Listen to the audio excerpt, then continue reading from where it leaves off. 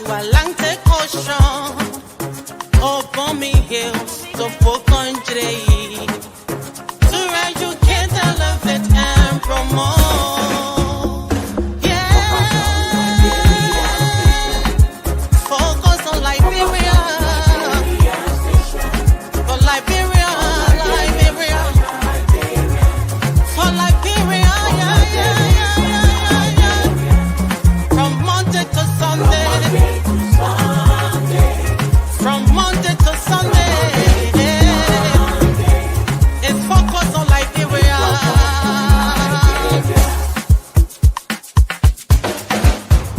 Talk about home affairs, hey, in diaspora, current affairs, hey, reliable information, history, ooh, talking about culture, hey, politics, education, entertainment, hey, business, sports, advertisement, articulation. Focus on Liberia. Focus on Liberia. Focus on Liberia. From Monday to Sunday. At Focus on Liberia, we discuss everything Liberia, from education to politics, arts and culture, entertainment, agriculture, history, religion, family, and technology. Focus on Liberia uncovers and showcases the best of Liberia and shows the world the truth about Liberia. We educate, elevate, and promote all things Liberia. We conduct interviews, panel discussions, debates, and more. Tune in to Focus on Liberia on Facebook and YouTube and be a part of the stories that make up the news. This is Focus on Liberia, and I am Michael Padmore. Thanks for joining us today on Focus on Liberia On Point. As you know, if it is Sunday, it is On Point. And here we bring you the top stories from Liberia, and we enter into the debates. All the high people coming in, that's okay. We'll still manage this show here. So we thank you guys so much for joining us again on this Sunday. Today we have some extremely important topics we're going to be discussing.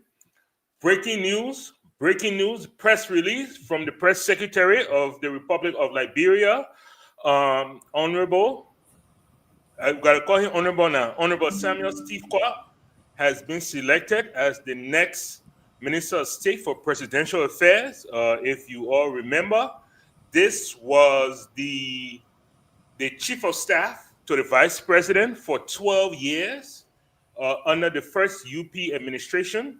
And then when the Vice President left office, he was his personal Chief of Staff for 6 years. And he returned to the Executive Mansion as Deputy Minister of State under President Joseph Boyka, and now has been elevated to the position of Minister of State for Presidential Affairs, Honorable Samuel Steve Kwak. Congratulations from Focus on Africa, Focus on Liberia, and we wish you well in your new position. So that's going to be our first topic, breaking news. We're also going to talk about a recent rape, another rape against my people that happened in Nimba County with a 23-year-old gentleman and an 8-month-old baby. This series of unfortunate events that continue to happen in our country, hopefully we can get some sort of grasp from it. Just how much we have taken so seriously the drug issue in Liberia. I think the next thing that needs to be elevated definitely is the issue of rape. It's out of control. We'll also talk about the civil service agency boss, Josiah Jokai, who has been accused of nepotism. We'll speak about that. And then a former president, George Weah, has been selected by FIFA to lead the fight against racism in the sport. And that's a big job. It's something that has been plaguing the FIFA for many, many decades. And so a former president, Weah, has been selected to do that. I guess that is going to be his job, while he's no longer president. And we'll see how well he does that. If we have time, there was a social news that came out concerning a young girl that almost lost a finger from an angry mother. So if we have time, we'll get to that. But for now, why don't I introduce our people? Let me start with you, Valike. Yes, man. Look, thank you for having me. I'm here again so that we can have some fun. I don't understand why the topic changed all of a sudden, because the topics I see over there in the chat room kind of change a little bit. But in any case, I'm glad to be here. Okay, thank you so much. I think the only thing that changed was the breaking news. But anyway, thank you so much. J. Victor Nangbe, how are you, boss? Hey, Mr. Padmore and my colleagues, it's good to be with you. Happy Sunday. Good afternoon to you from my end. It's a pretty wet and dreary day here, but thank God that we're here. Let me also welcome our audience. Thanks for joining us. As always, please do share the show. Okay. Joseph Tao, how are you, boss, man? The honorable. I won't put honorable to your new byway, Chief. Yeah, I'm doing very good. I'm glad to be here. And hi to our viewers. I'm glad that the high LU boys and Cottenham boys still they made it in, even though they were late. But we're used to that. All right. Of course, we have our able host here, Jerome Gibman, who needs no introduction.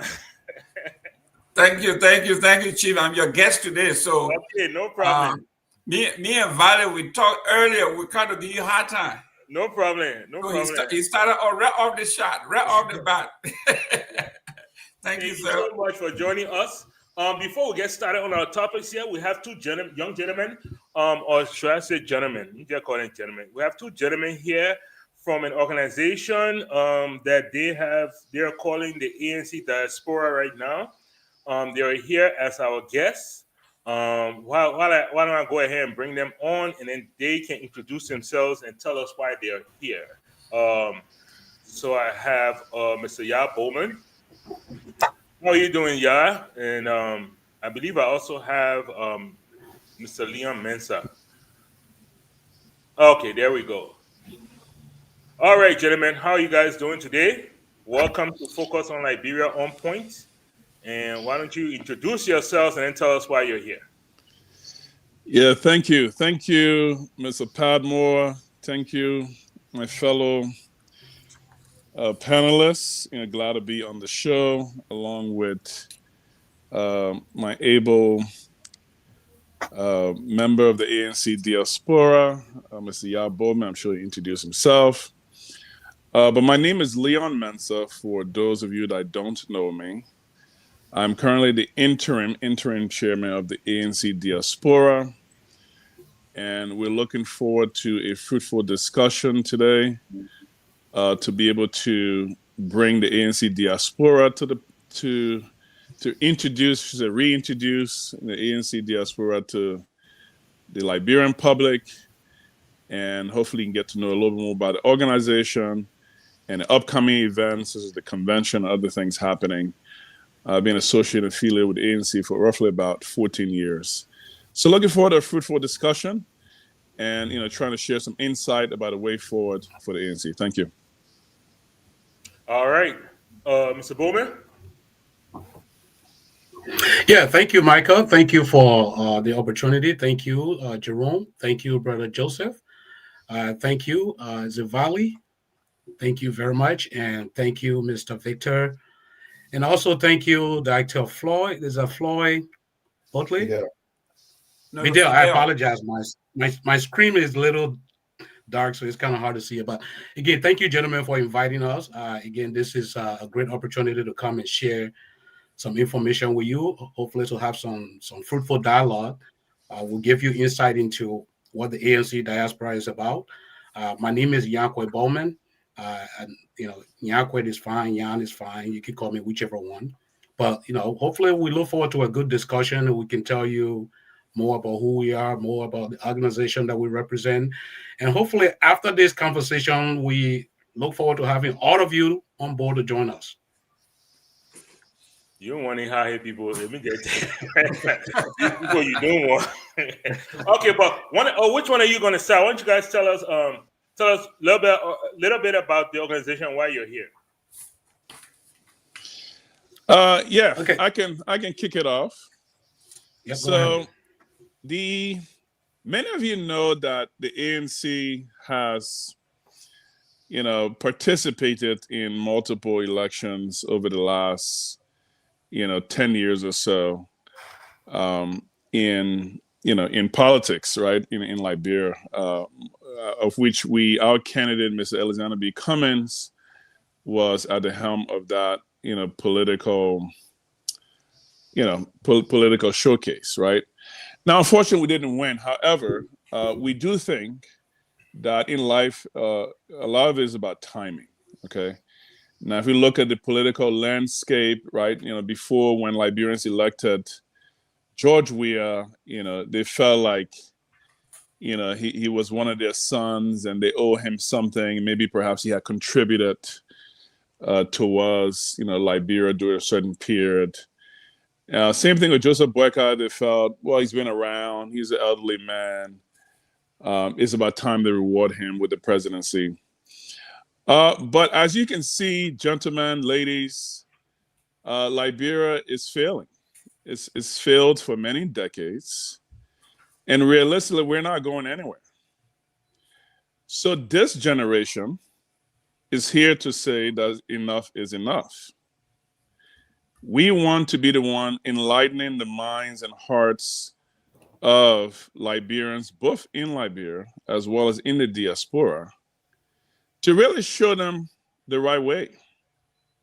We think if we make a strong case over the next couple of years, that we'll be able to persuade and convince our fellow compatriots, our fellow citizens, to take a step in the right direction. We feel from an educational perspective, we feel from an infrastructure perspective, we feel from healthcare, we feel just about every metrics. So there's no reason to bluff. Enough is enough, okay? What we're offering by the launching or the relaunching, you call it, the ANC diaspora, is an opportunity to remobilize Liberians under this new organizational structure. Of course, I just want to be very clear, ANC Diaspora is a 501c4, so we will be participating in social welfare activities because we have to show, right, in terms of our capability to the Liberian public. But we also have, obviously, a political angle there of which we can support party operations in Liberia, and that's what we intend to do, from that perspective. So the primary reason why we're here today is to talk about the launching, like Yaw Bowman mentioned, of the ANC Diaspora Organization Convention. That convention is to be held the weekend of October 24th to the 26th, 2025 in Atlanta, Georgia. We're inviting all of those who are ANC partisans, who are friends of the ANC, who sympathize with us going in a new direction, like installing Mr. Cummins as the next president of the Republic of Liberia, to really join us to that convention, be a part of this movement. We need to fix what's wrong with Liberia, and we can only fix that by installing competent people who have a serious track record of actually doing serious things and important things. And how we know that, because we've studied Mr. Cummings' track record. For over 4 decades, he has been actively involved in creating jobs, improving economy, working with government stakeholders, investors, all the things that we basically need. So I guess the question becomes is why are we delaying our own reward, right? Why don't we mobilize around these candidates? So we're here to make that case today. We're here to invite people to the convention to help kick off this era for the next few years, where we're going to be actively engaging with the greater Liberian public to steer the country's future in the right direction. So I'll turn over to Yah. Maybe he can add his comments.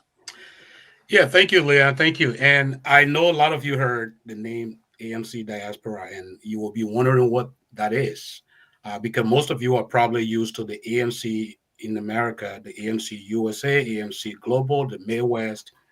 So we had all of these different branches of ANC support groups. We call them auxiliaries of Mr. Cummings. So for a long time, we were all fractured, even though we all supporting the same cause, but we were in a separate groups. So there was a need to come together as one. And since we all have the same agenda to bring Mr. Cummings on board to be the next president of America, of Liberia, we thought it wise to say, why not just all join forces together and come in as one group instead of having all of these splendid groups. So it was Mr. Cummings' idea, and he asked for it. So we managed to merge all the group. At least we are doing that now. We are in the process of merging all of these groups. And the formalization of that is going to actually happen in Atlanta during a convention that is coming up on October the 20th, between October 24th and the 26th. There will be a big convention in Atlanta that will bring together all of these different splendid groups into one. And now we will all be called the ANC Diaspora. There will be no other ANC auxiliary groups out there or Mr. Cummings support groups out there. We're just going to be ANC Diaspora. That convention is scheduled again, as I stated, for October the 25th, 24th to the 26th. We will be in Atlanta to all join together as one to say, Mr. Cummings, this is your diaspora group, and we will be, the diaspora arms of the ANC in Liberia. Mm-hmm. We look forward to that. The ANC is a big organization. The only problem that we had, and I know most of you will ask some question if you had the opportunity here, one of the problems that we had was these different fracture movement that we had. And there was no need for that. So we decided, hey, why not come together as one and make this a group that is actually going to be a single group that will work behind Mr. Cummings to try to help the activities on the ground. And that's why we are here as ANC Diaspora. As Leon said, the ANC Diaspora is going to have few role to play. One, we're going to be involved with mobilization, mobilization of resources, helping with policy directions for the party. And also, we're also going to be engaged in, recruitment and just about any other ways that we can help to augment the strength of the party on the ground. I know a lot of folks believe that ANC has gone down given how we performed in the last election. But again, we all know it's Liberia. But I think this time our coming back is going to be strong. We delay a little bit. Most of you may be questioning why ANC has been quiet and slow. But first, we have to take care of some of the internal problems. Once we get that fixed, then going outside will at least give us an advantage. And we look forward to that. And I look forward to having a great conversation. Okay, thank you. So I have a question. So you said that this convention is going to be October 24th to the 26th in Atlanta, Georgia. Could you tell us what's going to be some of the activities that will be happening that weekend? Also, for those who are interested, how can they whether buy tickets or whatever? So it's good. Oh yeah, sorry, I didn't mean to cut you up. No, go ahead. So there's going to be, it's going to be a whole day, whole weekend filled with activities. We encourage everyone to come, even if you are not a part of the ANC. We believe that by you attending this particular event, you will see the need to be a part of the movement that is trying to change Liberia. The ticket is going to be fairly reasonable. It's going to be available. You can log in on ancdiaspora.com and you will see the information. Also, I think I sent a flyer to you, Michael. If you can please post it up, there's some information on it. Oh, yeah. There's a telephone number on it that you can contact us to get your ticket if you're going to go. I think, and also you will have your opportunity to meet with Mr. Cummings and hopefully have some chance to dialogue with him. So we look forward to that. But also, there's going to be an opportunity. Those that want to be in leadership position, we intend to select some leaders. As we stated, this rebranding of the ANC, we look forward to having most of this in the hands of the youth. And we look forward to young people with new ideas to come on board. And we look forward to selecting those leaders, the women wing, the youth wing, the director of or whoever is going to be the chairman of this organization. We look forward to having that election at that program. And then there's going to be some fun things like a package. If you buy the package, which is going to be, we try to make it as simple as possible and, less costly as possible. It's only $150. With that package, you can get you can get a lot of souvenirs. There's going to be other things that comes with the package as well. So we look forward to encouraging everyone to be there at that convention. But the main goal of that convention is to unite. Is to unite, because we are now moving forward as one group rather than these different splendid groups that were in the United States, Okay. in the diaspora. All right. I don't know if anybody has any questions. I know there's some breaking news that's happening in Liberia, so I know a lot of people are here and waiting to discuss that. But we have promised the ANC folks here, that we will give them a spot on. So yeah, I have some questions. go right ahead. Go right ahead. All right, it's a mixture of question and a comment. What are you guys planning? You're not going to flesh out the entire plan to us. But what is your plan to get from 1% to around about 38 to 40%, where you can be in a runoff election and possibly win the elections come 2029? And why is it that you guys are continuing to do the same thing and perhaps maybe expecting a different result come 2029? You're doing a convention in the United States. You have to do more work, in my opinion, on the ground rather than having more convention in the United States. You have to be a Liberian center party rather than a diaspora center party. So my main question there is, what are your plans to jump from 1%, which is probably more realistically 5%, to around 38 to 40+% to really compete? Well, yeah, I'll jump in.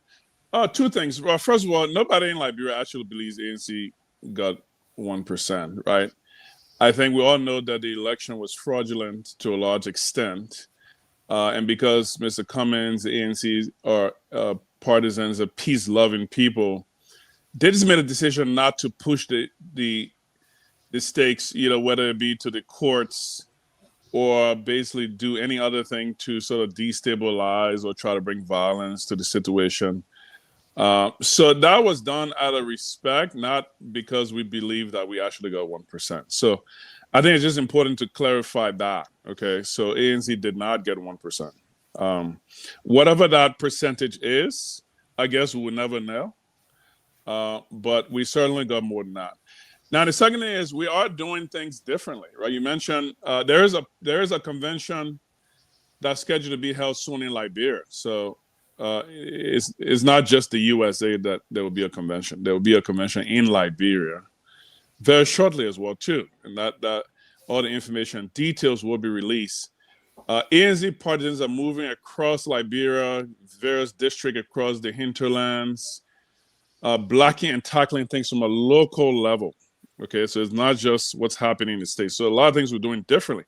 Like Weah mentioned, we also open up the leadership, the anybody who wants to run for the ANC. You've got better ideas. You think we should do this, think we should do that. We are taking all those ideas. We're learning from our mistakes. So we're definitely not doing the same thing. A lot of faces you see here today were not here a few years ago, at least in leadership, right? So we have new set of leaders. We have new set of activities.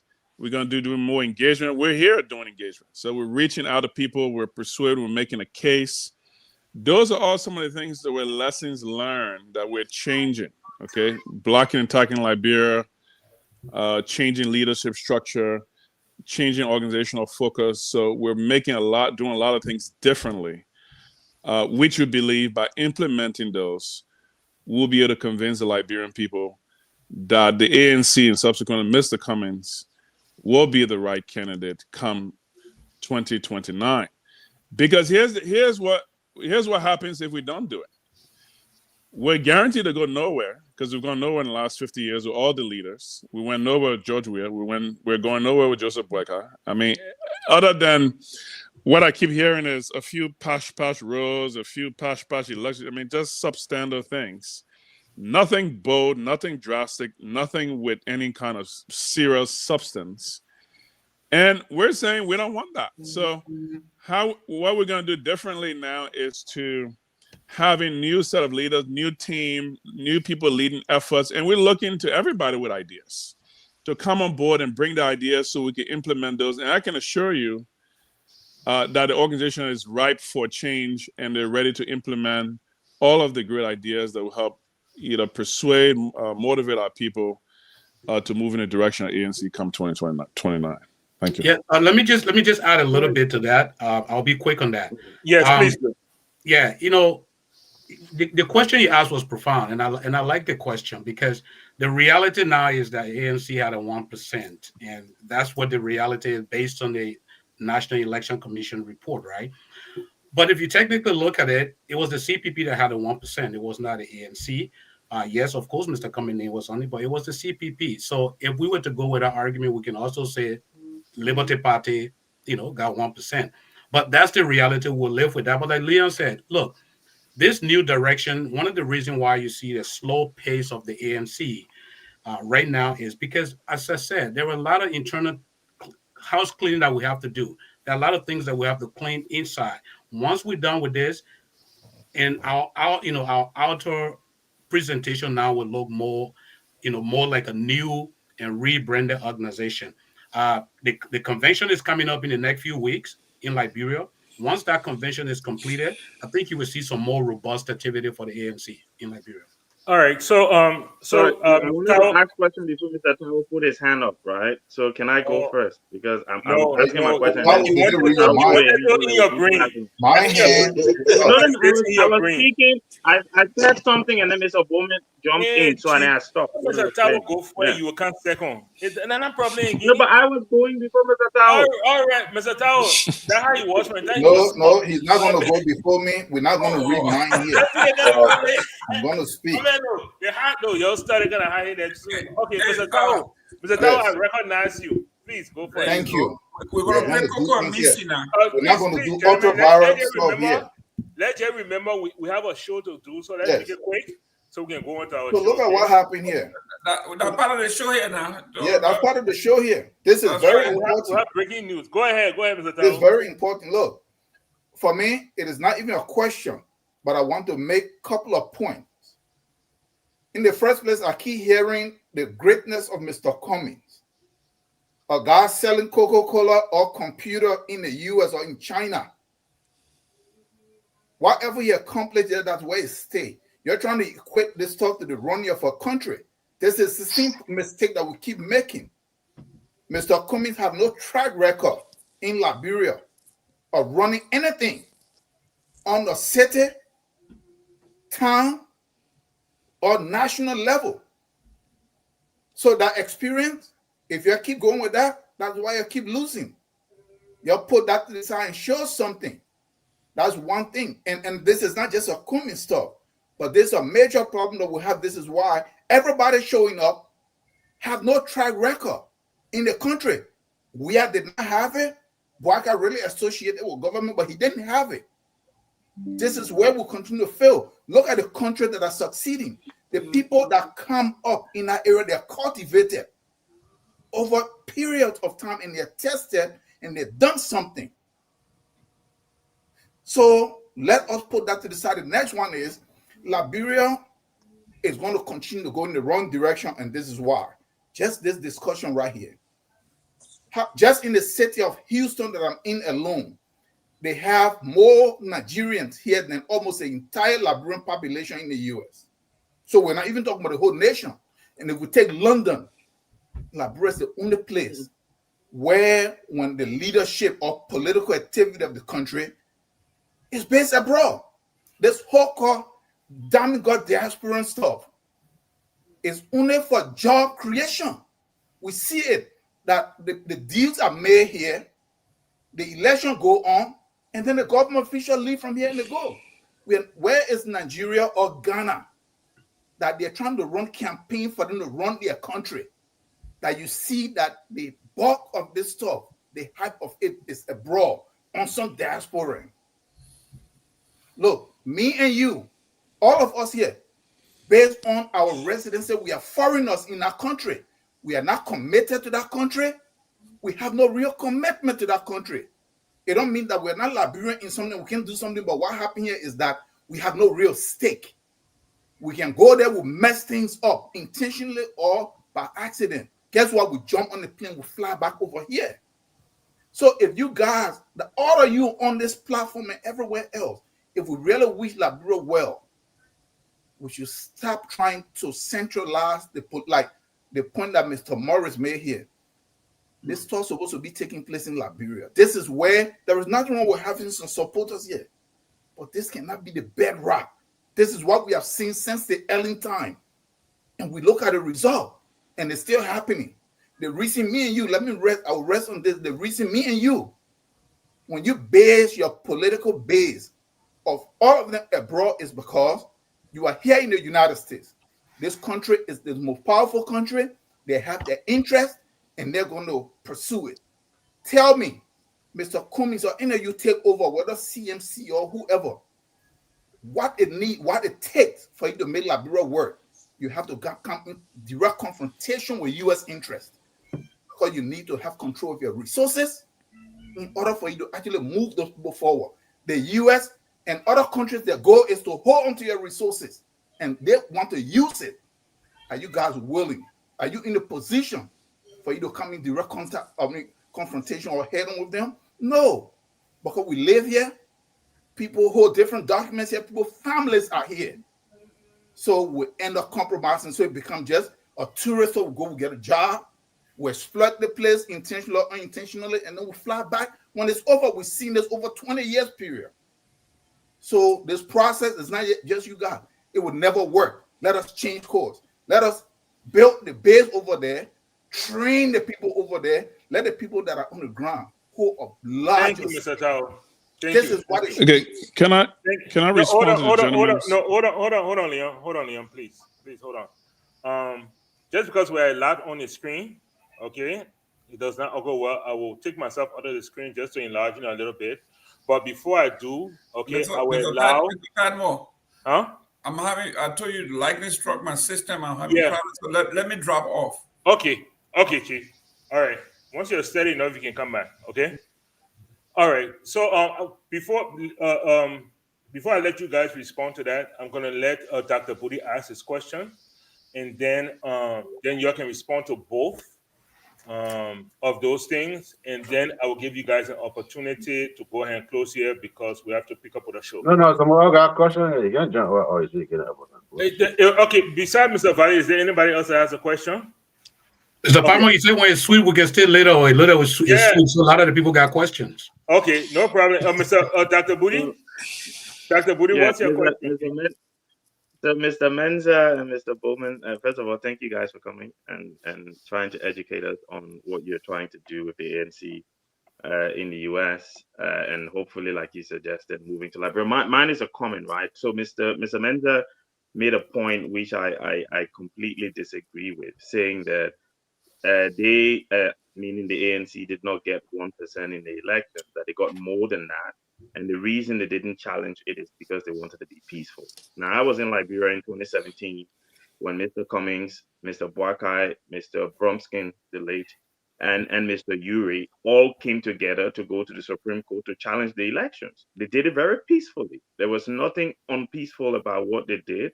Challenging the elections to the court is not a unpeaceful act, right? So for you to say you wanted to remain peaceful which is why you didn't challenge that, is concerning, because what it tells me is that you neglected to fight for the votes or the voices of those people who voted for you, and their votes were misallocated, and you decided, oh, you don't really care about them, so you're not going to go and fight for them, right? That's what it tells me. And you shouldn't be, as a party, asking the Liberian people to trust you with their vote, and when people misplace or miscalculate their votes, you wouldn't fight for their voices. I think that is unacceptable. All right, I'll give you guys an opportunity to respond, and then we'll go back for questions. Okay. Yeah, excellent questions and points. The first one I'd like to respond to is the point about running the party from Liberia. As we mentioned, I'm running the party from the U.S. The party, by the way, ANC Diaspora is not the party. Just want to be very clear. We're a 501c4 organization. We're doing, like Weah mentioned, social welfare, strategic direction, some fundraising, etc., social welfare activities. The party is ran from Liberia. There's a convention scheduled in Liberia. It's ran from Liberia. ANC Diaspora is not the party. Okay, so no party is being ran from America. It's just a misconception. The second thing is there was a comment about Mr. Cummings' experience. You know, this is where I would disagree. Because the so-called quote-unquote experiences that we've had has been disastrous. Running Liberia for the last 50 years, all of them. Now, at what point do we say, well, these experiences that we claim to have in Liberia has not worked, so we need a different set of experiences? Now, here's why I think Mr. Cummings' experience is very applicable to Liberia.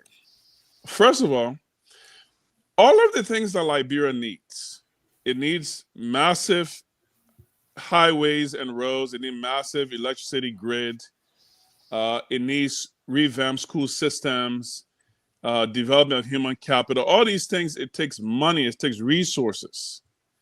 So we've got people who have literally no experience managing any money. They probably barely made a couple $1,000s a month, and we take them and put them in charge of managing billions. That's the problem we have. They don't have any experience managing money. So you need people to have experience managing money. I don't know how else we should phrase this. People that know how to create money, create capital, deploy capital. That's where Mr. Cummings comes into play. So when you have those people that barely have managed anything, no resources, they go there. That's why they can't get money. There's no surprise. So when you have a man like Mr. Cummings going in and say, okay, we have our natural resources worth these billions, these trillions. How do we convert that to cash? That's where we have these so-called leaders that ran Liberia, and they've never been able to do it. The international community don't trust them. The financial system don't trust them. And the world economy, the world capitalistic structure is based on a network of people who understands how finance works, how business works, how corporation works, how government works. That's how it works. And if we put people there that have no experience understanding capitalism and raising resources, we will get no resources. And that's how we'll continue to travel to one country to another country begging for scrums, trying to develop Liberia, because we put people there with no experience that actually know what to do. Mr. Cummings has a capitalistic experience. A capitalistic experience is exactly what we need. So we need to take those natural resources and convert them to cash, billions of dollars in a short amount of time. Mr. Cummings has experience managing $200 billion. Do you think he would not be able to raise $4 billion or $5 billion to build superhighways and dams and school system and develop human capital? What does Coca-Cola do fundamentally at the end of the day? They use capital to create jobs. What do we need to do in Liberia? Use capital to create jobs. What does Coca do at the end of the day? They create products and services. A country is just one big business. You have to determine as a country what product and services you will sell to make money. And because we're not thinking of a country like a business, that's why we have some of those problems. Liberia isn't creating much. The very few resources we get from exports of people exploiting our natural resources, because we have not turned our natural resources into product, into marketable goods and services that we can use to develop capital from which we then use to build our country. So I would submit to you, gentlemen and ladies in the audience, that the experiences, Mr. Cummings, is exactly what Liberia needs. We have not been able to transform our resources into capital, and we need that capitalistic mindset. Let me throw a couple of questions. Just one final point, eh? Mr. Valley, please, your question will be next. I promise you. Yeah, man. Okay. Yeah. Go ahead. And there was this final thing about, he mentioned something about earning, like making sure we able to convince the right voters to make the right decisions, and that people aren't just gonna leave America and then go to Liberia for jobs. I would say this, and I mean as respectful as possible. Most of the people here, at least that I know, that really say they're working hard, from ANC or from diaspora, have good jobs already in America. What, other than to see Liberia prosper, or why would we want to just leave our jobs and resources and stability here just to go to Liberia for another set of jobs? To me, it's not really practical. Okay. The reason why we do these things, most of us, is because of love for country, love to see our fellow citizens better themselves and Liberia become a prosperous nation. Of course, we want Liberia to be better because we too want to retire in Liberia someday. Absolutely.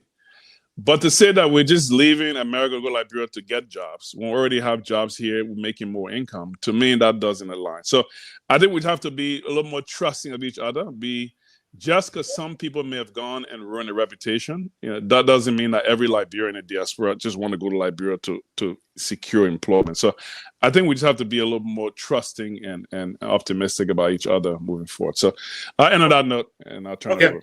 Mr. Bowman, did you want to put something? I just wanted to add a little bit. The gentleman to ask his question, and then you can. Well, let me just touch a little bit of what Leon said here. Okay, 1 minute. And the gentleman's question was fair. I appreciate that. But I think it's a misconception to believe that the party is focused on America. No. As we stated earlier, this party is in Liberia. All we do here is to aid the party on the ground, give them a helping hand through mobilization, through fundraising, and other activities. Now, you said something that I think I should touch on here before we can go to the next one. I'm not going to speak too long. We're not only pushing Mr. Cummings' resume as a chief executive of Coca-Cola. It is a good resume, by the way. But at what point in Liberia do we seek someone with vision as opposed to someone that is popular? Anybody can be popular in Liberia. Anybody. You get money, you go and give it to people, they jump behind your motorbike rider, you are popular. But at what point we as Liberians can actually sit down and say, you know what? This person, it may not be Mr. Cummings. If you choose that it's not Mr. Cummings, but at least look at some person with vision, someone with vision, and say, I think this is the person that can move this country forward. All we are used to in Liberia at this point is someone that is a loud mouth talking, someone who comes and screams and they make vague promises, and then we end up in the same cycle of nothingness. I think you, as educated as you are, it should also be your responsibility to say, I'm going to fight for Liberia. I'm going to make sure that we choose the right person for Liberia. And you're not doing it because you want to go and get a job. You are only doing it because you seek the betterment of Liberia. And therefore, if you're in the diaspora, you would join the group. You would join forces. Look at those progressives that went to Liberia before. It was because of country that they did what they did. You can do the same thing. So it's not about us here fighting to go look for a job in Liberia. We are not looking for a job. We are going to Liberia to help and look for a person. Quick correction. No. Valley is next. No. He wasn't chief executive. He was a chief administrative officer and executive vice president. All right. Yeah, that's fine. He was the chief administrator. That's fine. That's the type. Right. I'm going to say, as a chief, anyone who's a chief executive, it's a resume that you look at and say, this person has a. Oh, he wasn't chief executive. That's what I'm saying. He wasn't the part of the summit. I agree with you. I agree with you. Valley It's a is chief next. executive. I gave you the first one again. Then coming to it. Valley, please go ahead. Zach, if you're wrong, you miss him. Is a proper corrective, please. Okay, and I appreciated that correction the first time. I did. Mr. Valley? Yes, sir. Yes, a couple of things. Mr. Menza, I hope you do not go to Liberia to campaign for Cummins, because if you did, Cummins would probably get less than 1%. One of the reasons why Liberians rejected Cummins is those kinds of elitist comments to say that the entire country hired people who have never managed money before, implying that only the ANC can produce people that have ever managed money before. Liberian people will find that insulting. Your words are on I'm talking paper. about leaders. And in leaders. politics, yeah, finance minister is a leader, the bank governors are leaders.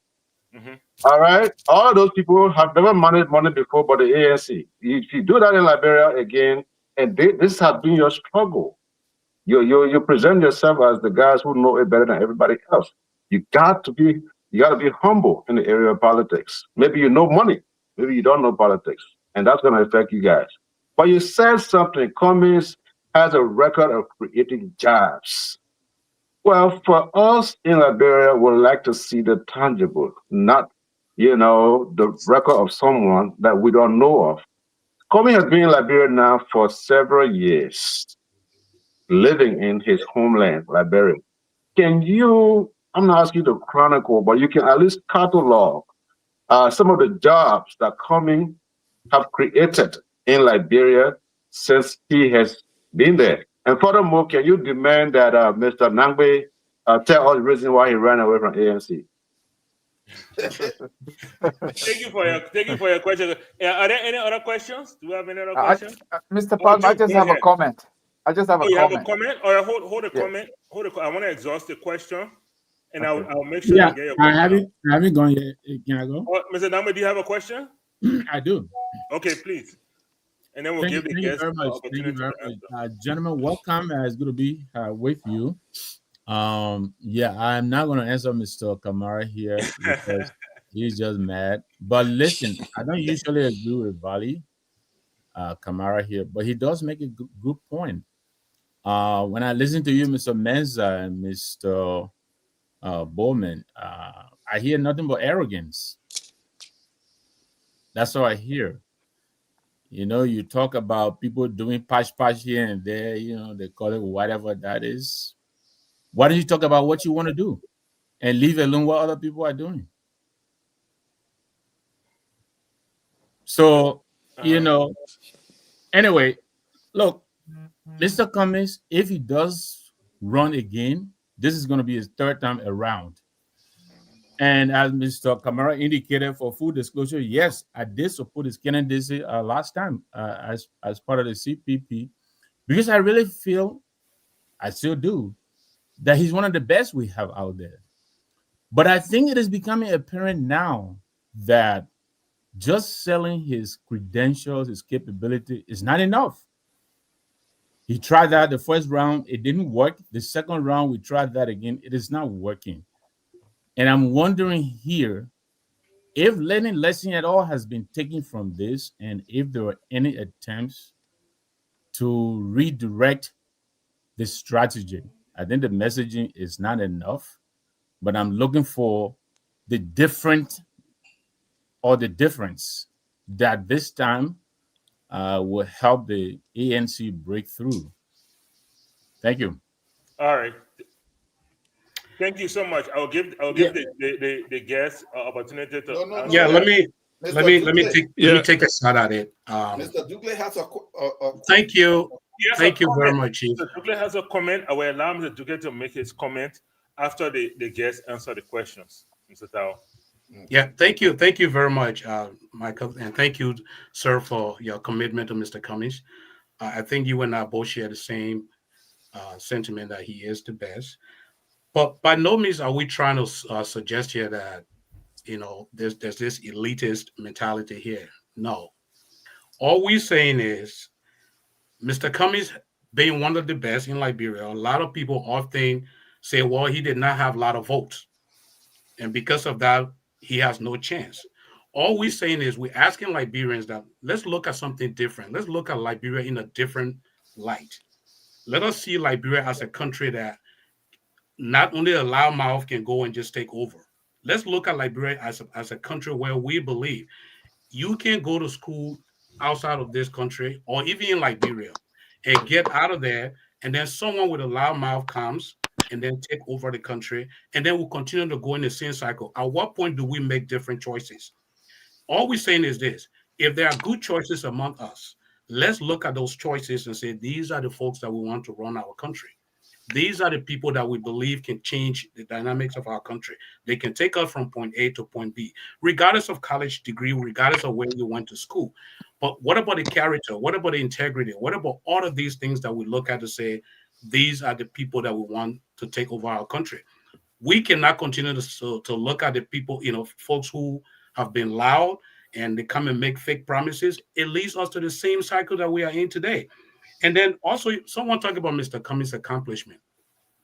It will interest you to know that Mr. Cummings has done a lot in Liberia. Now, one of the mistakes that we, the ANCs, or at least those that do the communication, have not outlined so much has been his accomplishment. We have not dwelled on that for a while. And I agree with you. Maybe that's something that we need to discuss. But Mr. Cummings, if you look at it, this man, in addition to the school, STEM school that he opened in Liberia, along with it was a public-private partnership with the government. The government removed itself.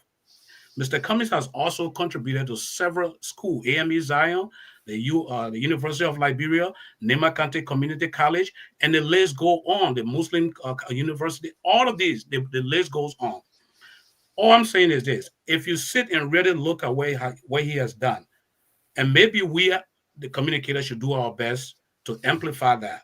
But if you really sit and say, this is what I want to know what Mr. Cummings has done, you will find a lot. You will find a lot. And these are some of the new strategies that we are going to put in place going forward. Someone asked what will be the strategy going forward. We intend to highlight his accomplishment, because one of the things that we heard in the last election was, what has Mr. Cummings done? So your question is not strange. Your question is not something that will anger anyone here.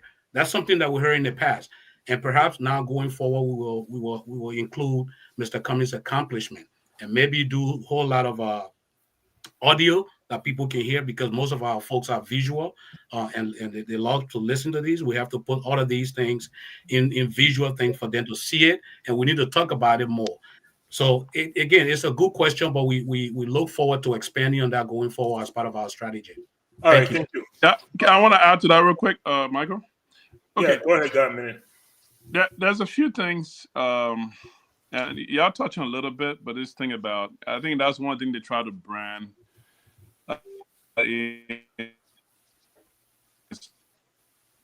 Yes, quote unquote. You're breaking up there.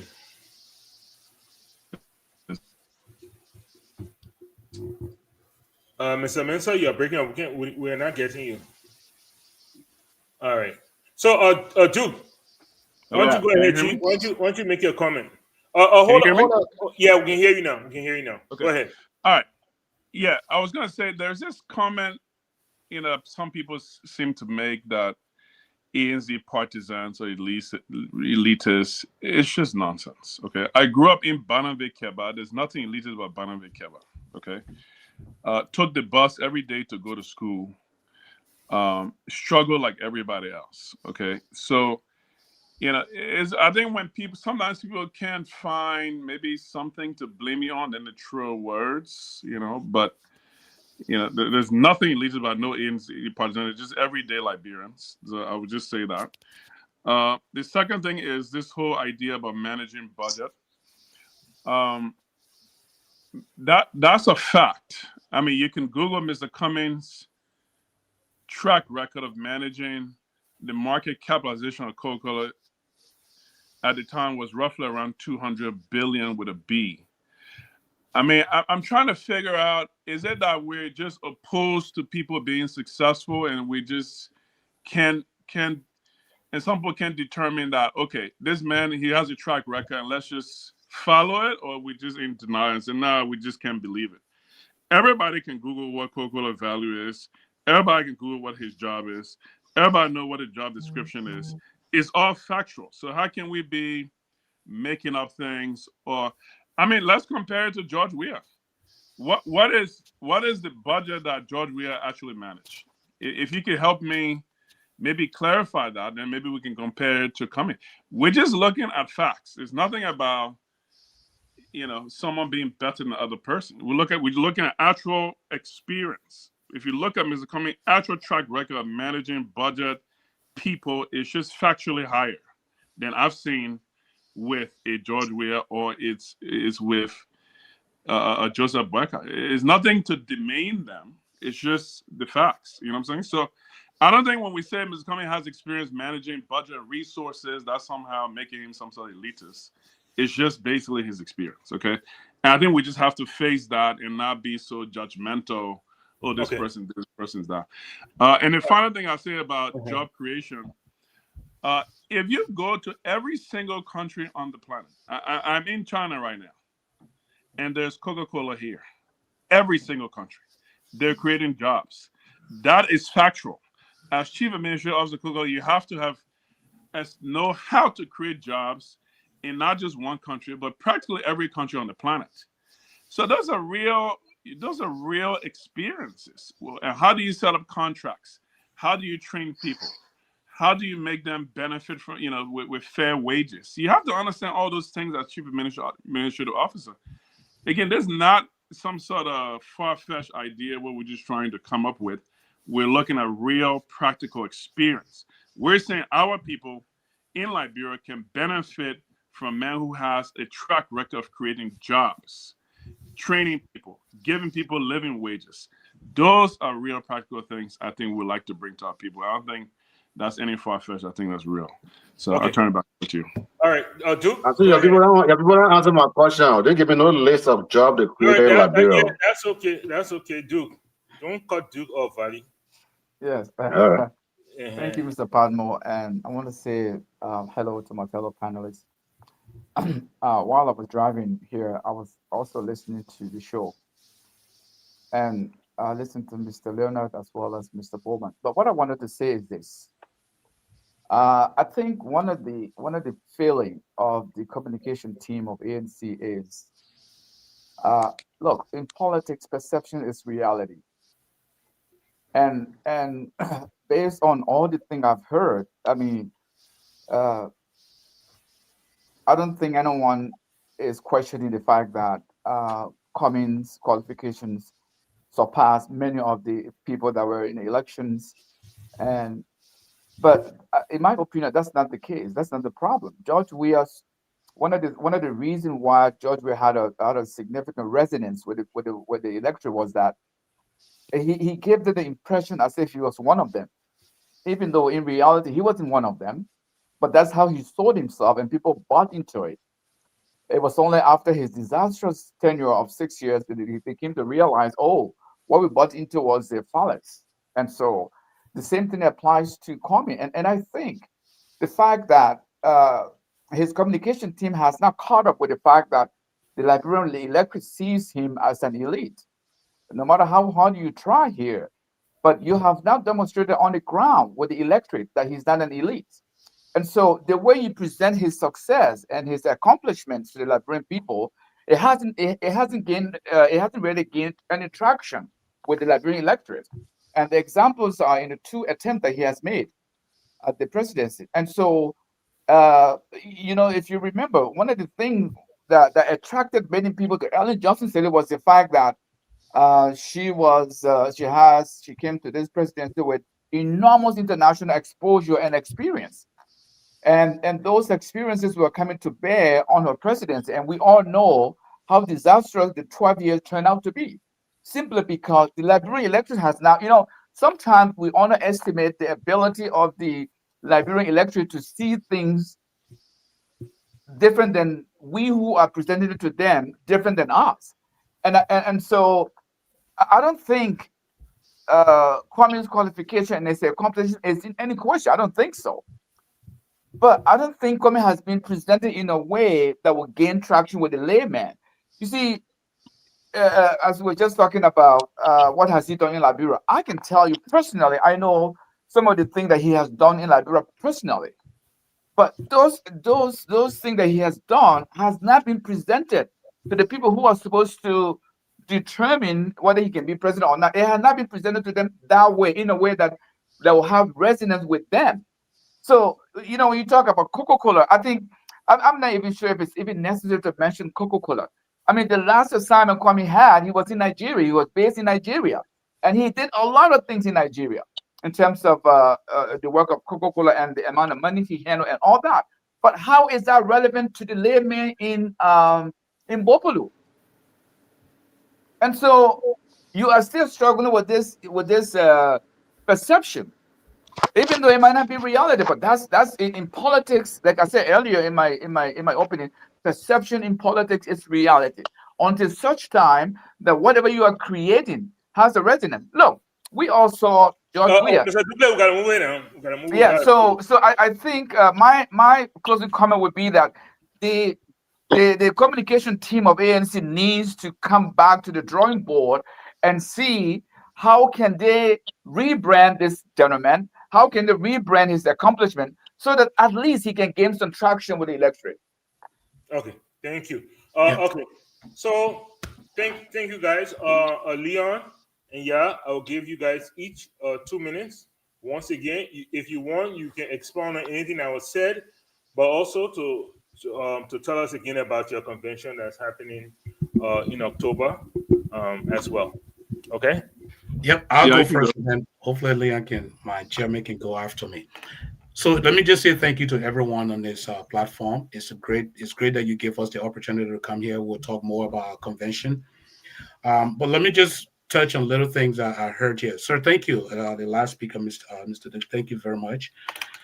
You said something that I think we can take and strive on as part of our strategy going forward. But for fair disclosure, let me just make it clear that this is not the communication team of the ANC. This is the ANC diaspora. There will be a convention in Monrovia, and all of those will be put together, and there will be an official ANC communication team, and we'll certainly maybe provide those information that you gave here, the strategy, and hopefully it can form part of their strategies. But let me just say this, Mr. Cummings, I think I said here from the beginning that the communication team maybe did not do much to amplify Mr. Cummings' activity. That's part of the strategy. This organization is in a rebrand mode right now. We are trying to, right after the last election, there was some post-mortem study. There was a self-assessment of the party. What happened, what went wrong, why we end up where we end up. And there were a few things that we found out. For obvious reasons, I can't disclose that here, but there were a lot of things that we found out. And then we decided that there was a need to rebrand. And this is the rebrand process.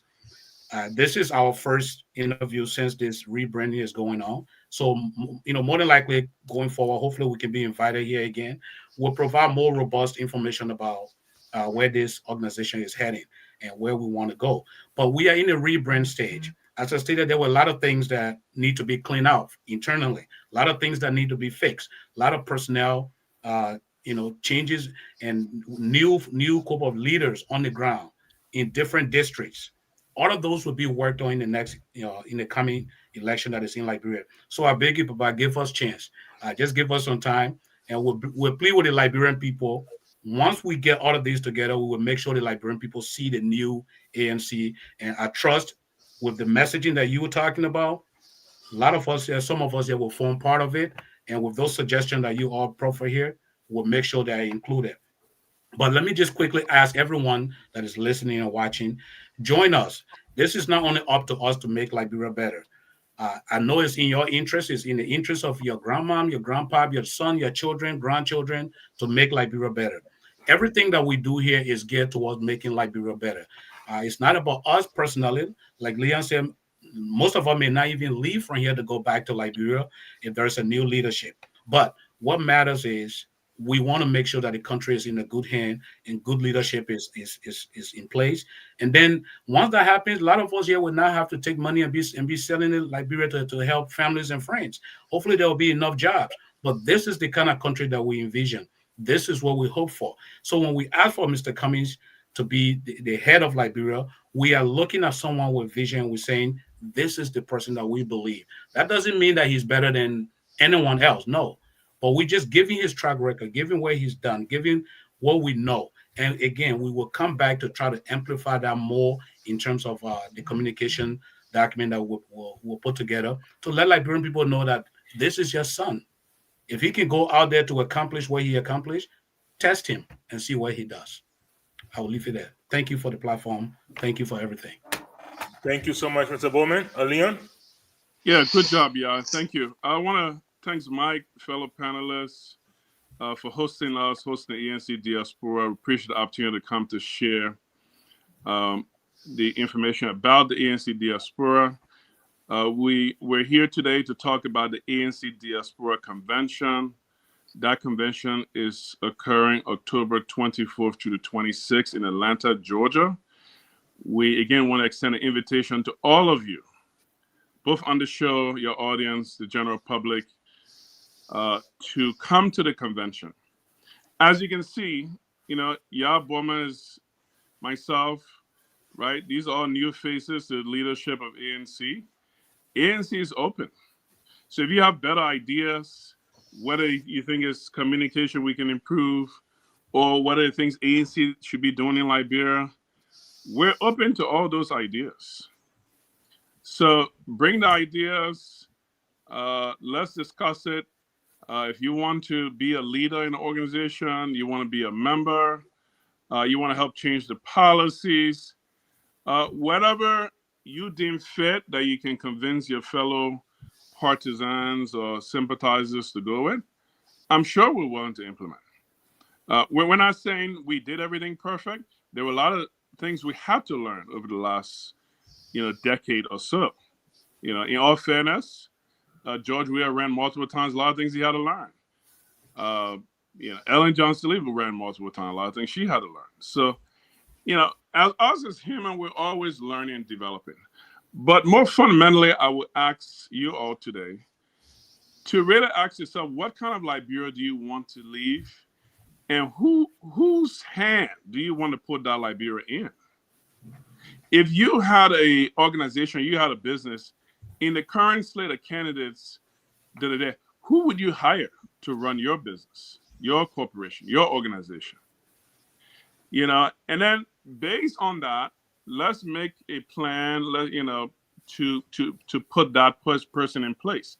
I will submit to you all today, based on the option we have, that Mr. Alexander Cummings has a very good amount of experience, international connections, global business connections, global political connections, experience with capitalism, raising capital, deploying capital, creating jobs. All these things we really need in Liberia. Now, he obviously is not going to be doing it alone. He's going to need a team of people. So other people are going to have experience in other areas, right? It's not going to be Alexander Cummings alone changing Liberia. So if you have your expertise in other areas, whether it's engineering or media or communication or other areas, bring those communication to bear. But the point is, let's try to organize around a candidate that we think is very solid, that we can go to sleep at night and say, you know what? Of all these options available, I can go to sleep and I know Liberia will be in good hands. So please come to the convention. Please bring your ideas. We're open to suggestions. It's a new way forward, new team, and we're taking on, those who want to, really join this movement and help uplift Liberia. So thanks again. It's been a wonderful conversation. We appreciate all the feedback, and we look forward to connecting with you all soon. Thank you so much, gentlemen. Thank you so much. You are always welcome. I'm here. Just you can hit up me or you can hit up Mr. Gaiman, and we're more than likely, we'll find time and space to bring you guys on to ply your trade. Thank you, and we'll say good evening to both of you. I hope you do this All for right. all the other political parties too. If I don't do it, what you do? Except for CMC, no CMC. Hey, CMC here every week. No Every week, CMC here. Tell Leon I volunteer myself to teach him Liberian politics. Okay. Teach All that right. to Baka so he can succeed He first. heard you. He heard you. You're staying in the back. He heard you. What politics you know there, so if we can meet somebody. He can't teach Baka and he's failing all over the place. Okay, Jeremy. All right. Look, they have a show that comes on after us. We don't have the leeway. But you hijacked us today. We didn't know that was the ANC show today. We All of a already sudden, get boom. time, Bali. Let's go on, man. Stop it here. You see, that is very important. Gentlemen, breaking news. The president has selected a new minister of state for presidential affairs, Mr. Samuel Stikwa. I'm sure you guys have heard that. I want to hear your take on that. I'm going to be really pressed for time because I want for us to get through this. So let's try to be strict to the point as possible. Mr. Valley, I'll keep you for last. Please, okay? Why not? Okay Why not? All right, awesome. Why not? I thought somebody joined us. All right, so Dr. Budi, Steve Stikwa, former chief of staff to the vice president, former chief of staff to the former vice president, former deputy minister of state to the president, now minister of state for presidential affairs to the president. What's your take? Well, Vali was saying earlier that we should, and I think someone else, that we shouldn't be dwelling on the credential of Mr. Cummings. But you just spelled out this man's credential, and I believe the reason why he was appointed is because of his credential. Right? Everyone I know who does a good job is appointed because of the job that they've done in the past. And look, I want to be quick. From a practical point, it seems like a very steady and good appointment because this is someone who knows the president, knows how he thinks, has organized his activities before, working with him in and out of government. So I think I'm hoping to see what he does. I'm hoping to see how he helps this president do better for the country. But yeah, it's a very practical appointment. I totally agree with you 100%. Normally, you're reading my mind. No joke. That's why I saw the people here. They're ready quickly. I'm telling you, I believe this is President Boyka's most logical appointment of all 3,000. This one. Mr. Elvis. Steve Stikwa, Samuel Stikwa. I'll keep calling Steve Stikwa. Samuel Stikwa, Minister of State for Presidential Affairs. And we're not talking about the region he's from. We're just talking about him, please. What region he's from? What region you from? First of all, I really want to know. Alofa, Oh, jeez. Well, I would say this. First and foremost, I think the fact that the president is well acquainted with this guy is a logical appointment, like you said. The only thing I'll have some, trepidations about is that has he done it on a national level? I know the vice president office is a big office, but in terms of the grand scheme of running the country, it was pretty much, in the back to, my Ellen when she was president. So if he has the tools and the capacity to really work across the board with different stakeholders in the country and internationally, he'll do a good job. But I think the president went for familiarity rather than, somebody who can transform that ministry and bring new ideas. He's comfortable with the guy. He's from, quote unquote, his home county. So maybe that play a part. But, regardless of that, I think it's a good appointment. Somebody he knows, somebody who's done work for him before and probably did a good job. And, it was just logical for him to make this decision. So I'm fine with it. Thank you so much. Thank you so much. Mr. Namwe, if I may, one of the things when it comes to that position is trust. He's been with the vice president for 18 years plus, almost 20 years. So, I don't believe the vice president has an issue with trust. The other, of course, is that, he's going to be dealing with a lot of people. He's the gatekeeper to the president's office. He had first-hand knowledge and first-hand experience of watching Sylvester Grisby work for almost 2 years. What do you think? Samuel Stikwa is ready for this position? Yeah, I think he's ready.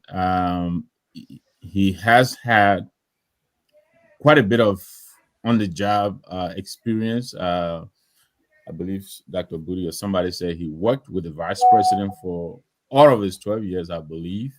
Yes.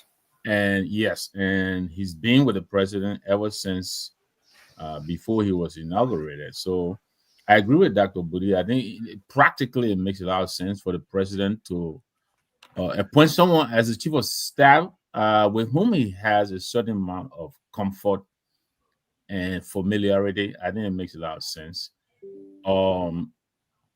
Could that have been the best choice for the president? I'm not sure. And I know Samuel Stevens very well. I'll be honest. We grew up, we went to high school, we lived together in Fiamma. We did a lot of stuff together. So I know him very well. He's a very, very meticulous, very detail-driven guy. And I have a lot of respect for him.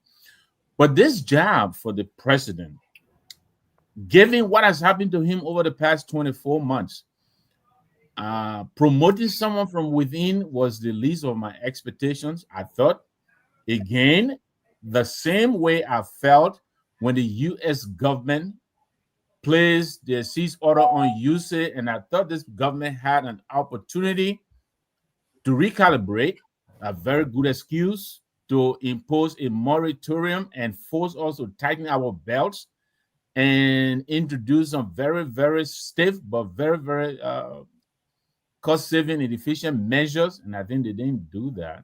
I think this is also an opportunity for the president to make that break, get outside the box, and bring in. I'm sure the people in the mansion are not the only people the president has comfortability with. I think there are other people who are not in the government now that he could have brought in who would have probably done a better job than Stevens. More than that, had he brought in someone else, he would have Stevens in that position, still giving him the service and brought in additional different concept, outlook on governance. But he didn't do that. And to me, I'm not sure if this is the best of choices that were available to the president. There were a lot of names that were floated. The president may not like John Molu, but he probably would have done a better job than Steve is going to do. And I'm not going to prejudge Samuel Stevens yet. But Samuel Stevens has been with the president. Look, Stevens has his own problem. My friend Sandra Wynn and Sandra Stevens work in the same vice president office. He kicked Sandra Wynn out of that office. That doesn't sound to me like a consensus builder or somebody who can take open criticism. And he will have a lot of that coming at him now as Minister of State. Is his name Stevens or Steve Qua? He was Samuel Steve Quay. He was Samuel Stevens when we were in high school. So I'm kind of used to calling him that name. But look, he's my friend, and I congratulate him on the job. Maybe he will prove me wrong. Maybe he will do a better job managing the president and managing his office and managing the schedule. But I had hoped that the president would have brought in someone to help Steve manage the office of the president. But he didn't go that way. It is the prerogative of the president to pick whomever he wishes. But I had hoped he had brought in somebody new.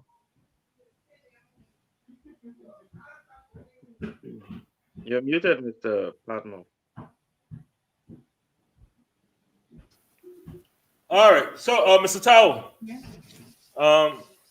Samuel Steve Qua, you've heard everybody else. You've heard his resume. We've all sat here and watched some of the errors that have come from the president's office. Do you think this will bring any noted change, or are we looking at the same old? Okay, I think it was like a month or a little over a month ago when the former chief of staff also died, Mr. Grisby. Mm-hmm. Everybody was saying how the appointment should go. I think Jimmy was here in that South Valley was here, and then Mr.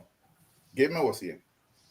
And I said that why should the president go, and because they say you should just pick somebody because the person is competent. But you see, it don't work. It really don't work that way. Because there are a lot of things that go on. The president have to trust the president. And I say here that the best way and what we see is that the president will bring somebody from within or that is close. Oh, yeah.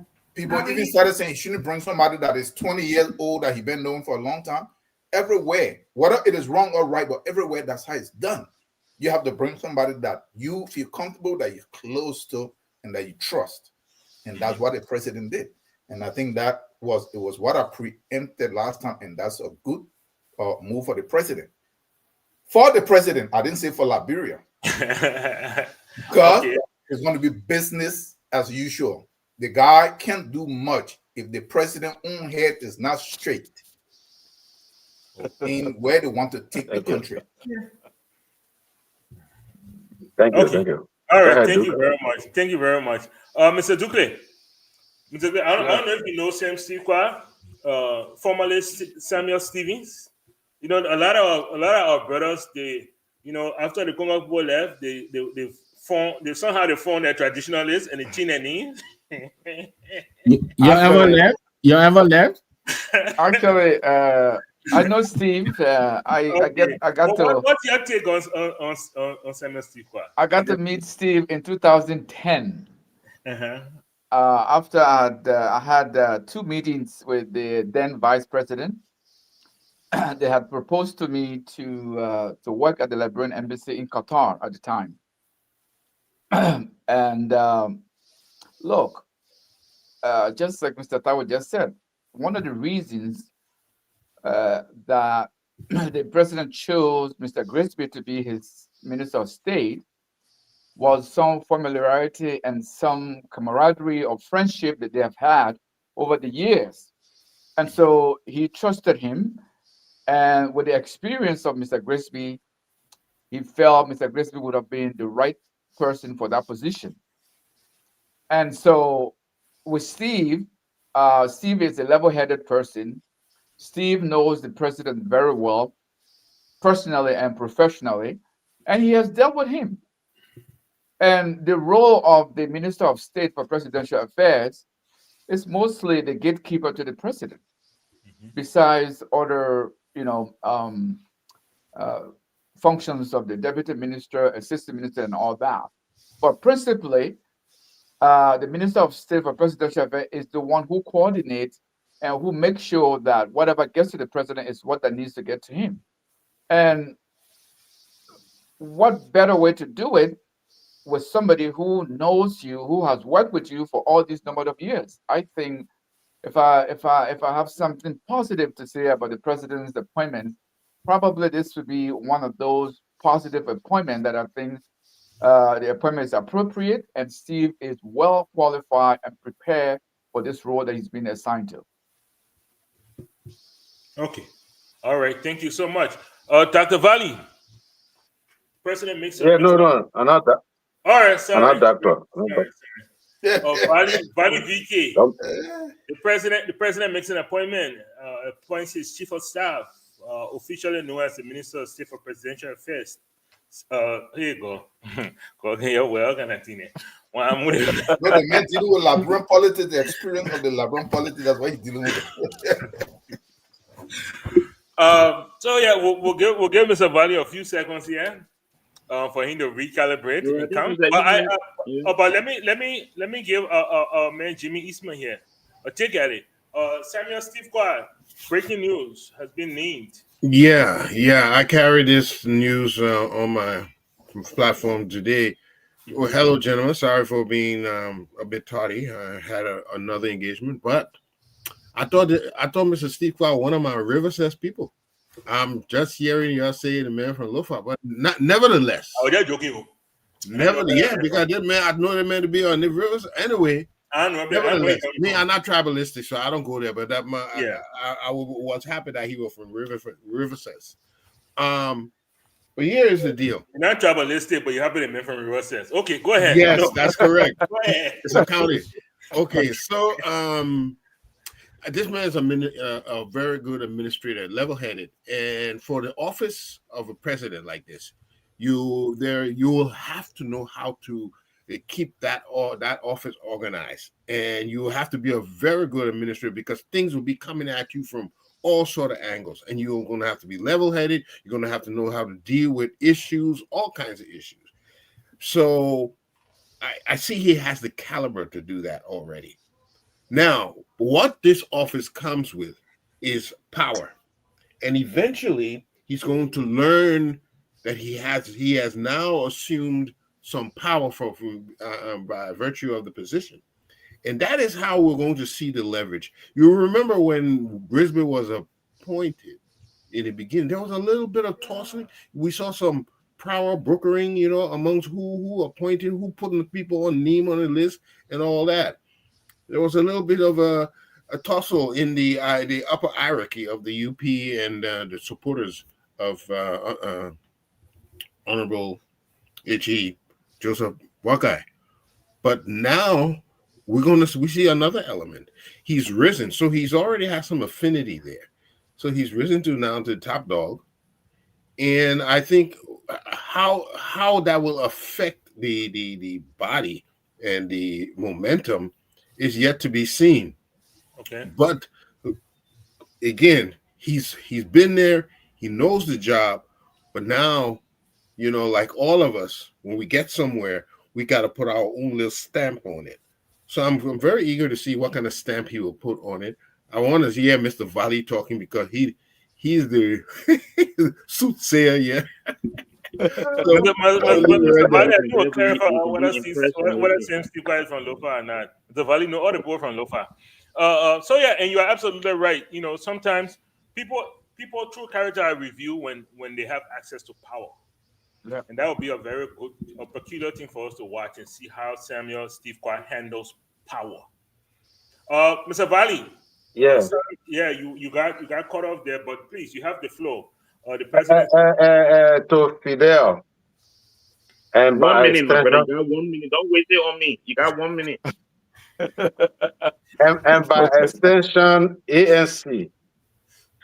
Look at this appointment. This appointment shows you how Liberian people even vote. They vote by acquaintance, familiarity. They vote by trust. They vote by belief.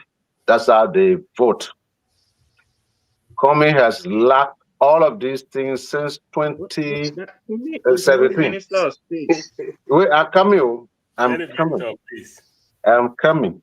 Comey has lacked these things since.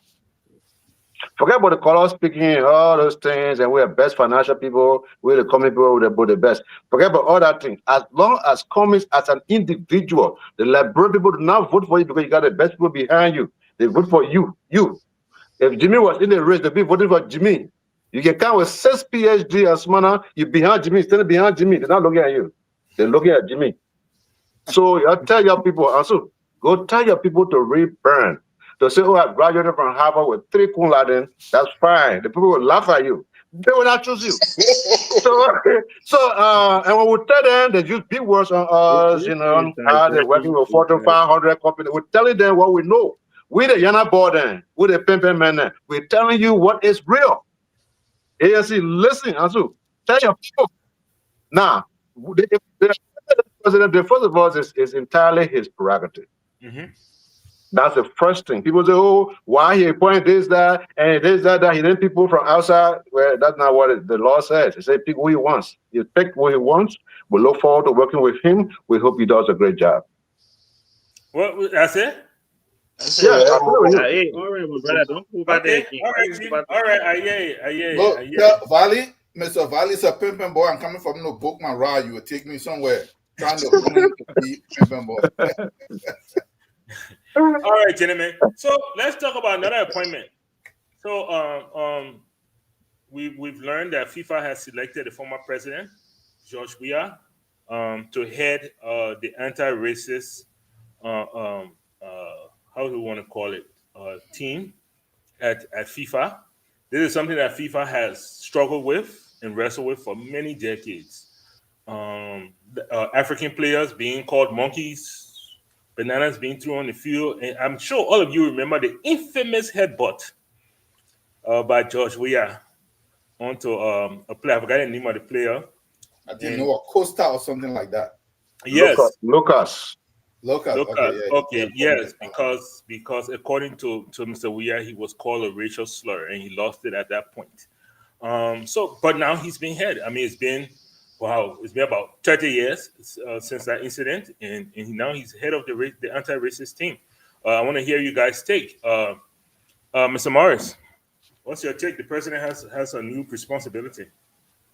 Right. Look, I think this is a good move on the part of FIFA, and the part that the president still hold, they still hold the president or the former president in high regard. That's one of the reasons why I think his wife, his close confidant, was telling him not to really try to strong arm anything when it comes to politics in Liberia, because he still have an outlet. He still have a global community that's watching him, that respects him highly, that looks at him as a role model for young black, soccer fans and soccer players. So for me, I think this is a great appointment, because the reality is he is a beacon of blackness when it comes to football internationally. He's the first African player to win the Ballon d'Or, the blackest, Ballon d'Or winner, so to speak. The black diamond child of Africa.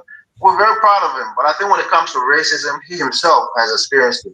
In recent time, I think by the likes of Mario Balotelli, the guy from Ghana who played for Italy, who was, they threw bananas at him, they called him monkeys. He was visibly crying on the pitch while he went to the bench, and it was a heartbreaking moment. So the president, I hope he will speak firmly. I hope he won't be too diplomatic, and he will give FIFA the real, the real inside scoop of what racism does to a player and what it does to black people, especially those of us coming from the continent, and even other players from places like Brazil, who are also racialized, especially in countries like Italy and Spain. So for me, I think this is a great appointment. It shows that he has a life outside of Liberia. Unlike some other people who think that he's not respected internationally, he's well respected. He's well beloved and well respected. So kudos to FIFA, and hopefully the president will make us proud by bringing forth some real initiative that will change the game of football that we all love for the better. All right, thank you so much, Mr. Morris. Dr. Booty, Judge Weah has a new responsibility internationally, as, beyond just being former president. What's your take on that? I think there are a few things. Firstly, we need to put politics aside, which I did, and congratulated the former president. I think it's a good appointment for him. I think it's second thing is, yes, he has personal experience of racism in the game, whether it was 1 year ago or 30 years ago. He does have that. I think the third thing for me is that I'm happy for him. He has experienced it, but does he have the experience to develop the strategic thinking to put in place activities and policies and actions that will do any serious damage towards racism in football? And that's where I'm a big cautious. He was president for 6 years. We saw him very closely. He didn't come across as someone who thinks strategically. And this particular panel is one on which whomever sits have to have ability to think strategically. You have to sit there and look at the bigger picture. You have to come up with proper thinking and policies in terms of how you, one, identify the problem, two, how you listen to the other people, not just people who are experiencing it, but other people who are witnessing their colleagues, like the white players who see their black colleagues experiencing this. You have to listen to them as well. And then you have to bring all of those thinking together and come up with a solution. How do we solve the problem? Do I think he has the capacity to do that? Well, we'll have to wait and see. I hope, unlike what a lot of people say about him as an individual, that he's very stubborn. He thinks he knows things when he doesn't. I hope that he listens to experts, bring the right people around him to give him the right tools to be able to deliver. Because as much as Mr. Morris said that, yes, he's respected on the international stage, he's the only African player to ever won the Ballon d'Or and you can lose all of that quickly when you go outside there. You start spoiling your knee. Spoiling your knee, like, brother, one thing. Spoiling your knee on the international stage, that's a completely different thing. And for our sake, and for his sake, because I love the guy, right? For his sake, I hope that he will take this opportunity to do things differently, right? Talk to experts in racial justice, talk to experts that have been watching this thing in the game for so many years and trying to fight it. What are the things that didn't work so that we don't do it again? What are the things that we've not tried so maybe we try them? Don't go there thinking that because George Weah is not a racism czar. So he can't walk there and say, oh yeah, I know how to solve racism. No, he doesn't. Right? They put him there because of his face, because of his credentials. Is that we keep using the word credentials today. And now he has to go there and make sure that he work with others to not make himself sheen. Because his sheen, a big sheen, like bro sheen, a small sheen, they want a big sheen. All right, thank you so much. Thank you so much. Who haven't spoken yet, please? Me, I'll tell you. No, Okay, didn't Mr. talk on this Isma? one. I'll go and then Jimmy, because Wallace said Jimmy and I should make a ticket. I don't know what kind of ticket, but I'll go and then Jimmy, and then Jimmy will go after me. So who will be head of the ticket? Like you or Jimmy? Play everything was sport here. Get even. You know, so my own belief, I like to be human. I can be the tail end of the ticket. No, hey, there you go, Jimmy. Whichever way, but let me say this. Look, I think this is good for the former president. He is now looked upon as that international statesman because of his experience in Liberia. But let me be honest here. This president was UNICEF ambassador in 1997. What did he do with it? Jack. He was peace ambassador in 2012 by Ellen Johnson. What did he do? Jack. And so is he going to do anything in this position? I hope so. I hope so. But I'm not optimistic about his ability to produce anything in this portfolio because this is not his first time. What do they say about experience? You know? So I'm happy for him. This is good for him. It exposes him, I think, in a way that the presidency of Liberia may not have, because I know he's going to run again in 2029. So all of these engagements, I hope they will enrich his leadership ability, and you know, they will help him in the space as he's getting ready for 2029. But do I mean, yeah, he's the head, but there are other people who will be working with him on his team. I think there are about 14 or 15 other persons, you know, from various backgrounds, you know, Didier Drogba and all of these people. So it's not just going to be, you know, just him running this stuff. But as to what he's going to do with it, you know, I hope, you know, he finds something to do with it.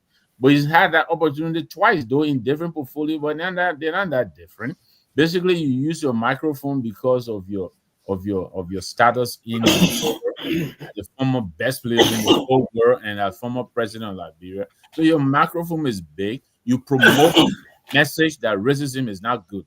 That's what he's supposed to do there. So I hope he's going to do it. Do I expect anything out of it? Not very much.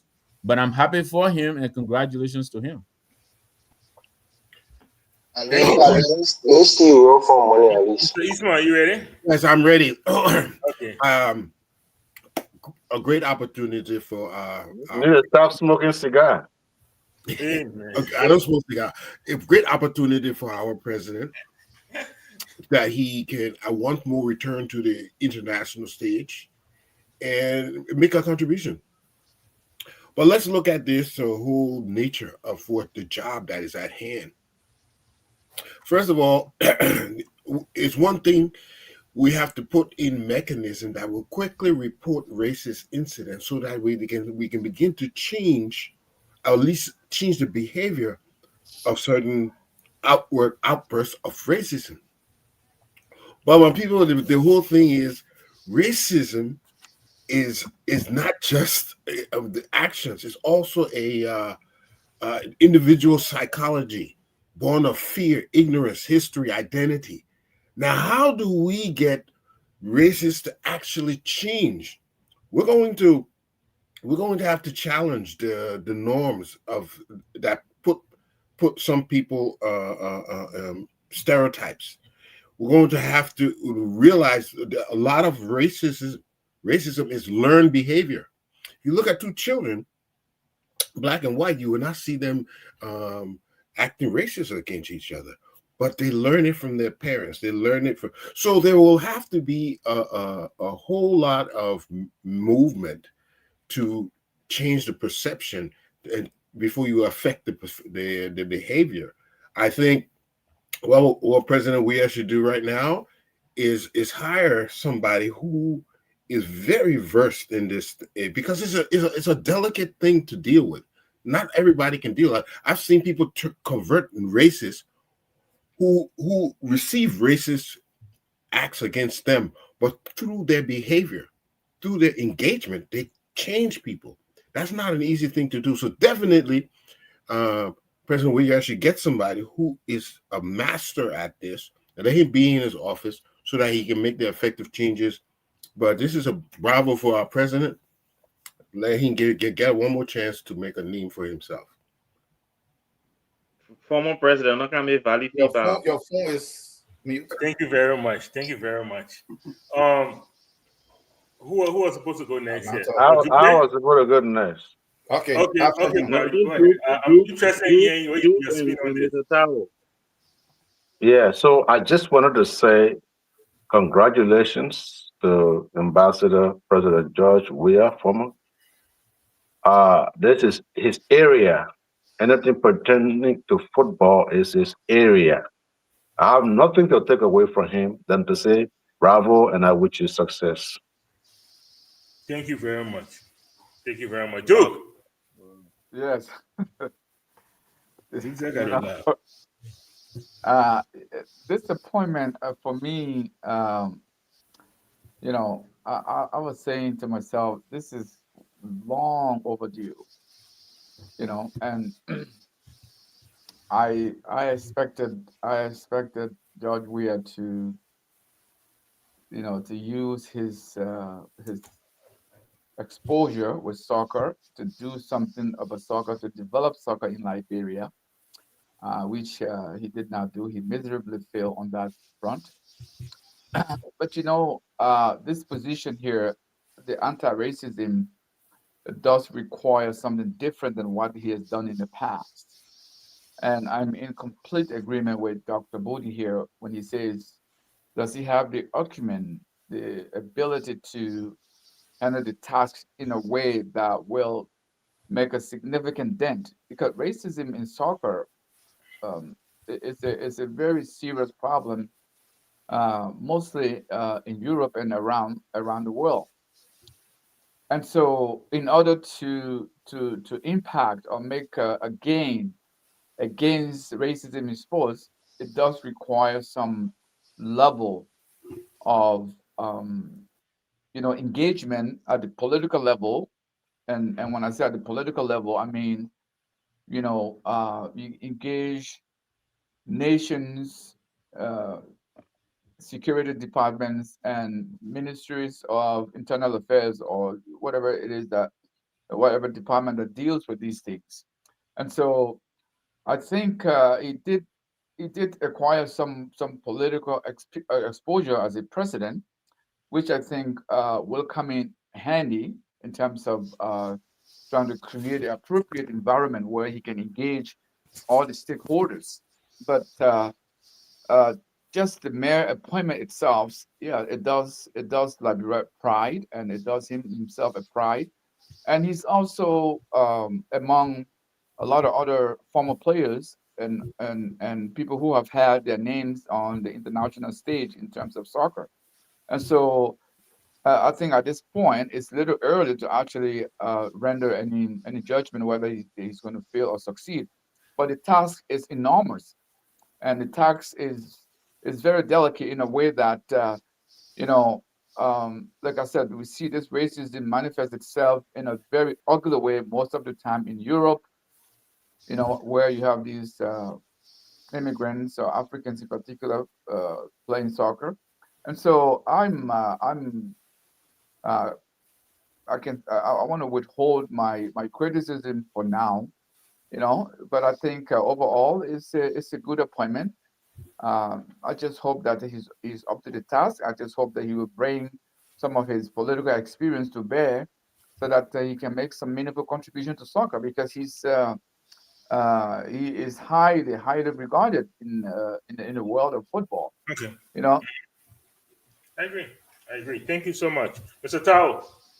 We will not forget you. See. So look at what happened. I think for me, we're taking this to be too much where it's actually nothing. And the area that I think it really means something about address that live. These roles are ceremonial roles. Mm-hmm. The president or the former president, whoever, really have no ability to change anything. These people already set these things. We say racism as if passing some law or putting some committee together. That is not how it's addressed. Jimmy touched on it to an extent, but I'll go a little bit further. Why you think in America they put all kinds of money into it, but yet it gets worse and it's never solved? Because the very foundation, the fundamental foundation on which their dominance of the world rests is on racist principles. To claim that other people are lower, that they are better, they take other people's history and rewrite and put themselves in, erase you. Look at all of the books. You see yourself in it? Even though most of the principles of what the so-called Western civilization rests on now were taken from you, an African. The whole medical system, even the democracy you're talking about, the 8 years. Morris, you can shake your head. You don't. Don't bother me, please. Don't bother me, my man. The issue here that we have is that we have not studied our own history. We don't study history. So people that don't study history are going to be lost. They repeat the same thing. So that is what racism is. For them to actually solve racism is to actually disempower themselves, because they have to admit the truth of all the fallacies upon which their society rests. So what are the deceptions? Put together the other panel, put together the other committee and say you're trying to solve something. Kneel down when they're about to play the game, say no against racism. So that is what it is. They have no intention to solve it, because solving it, they will have to admit a lot of lies and a lot of fallacies they put together. So these committees are put together just for mere symbolism. So, Judge, we are not going to have no office where they're going to be making some kind of decision to try to determine FIFA or something. No, they don't even get to that level. It will unravel stuff for them.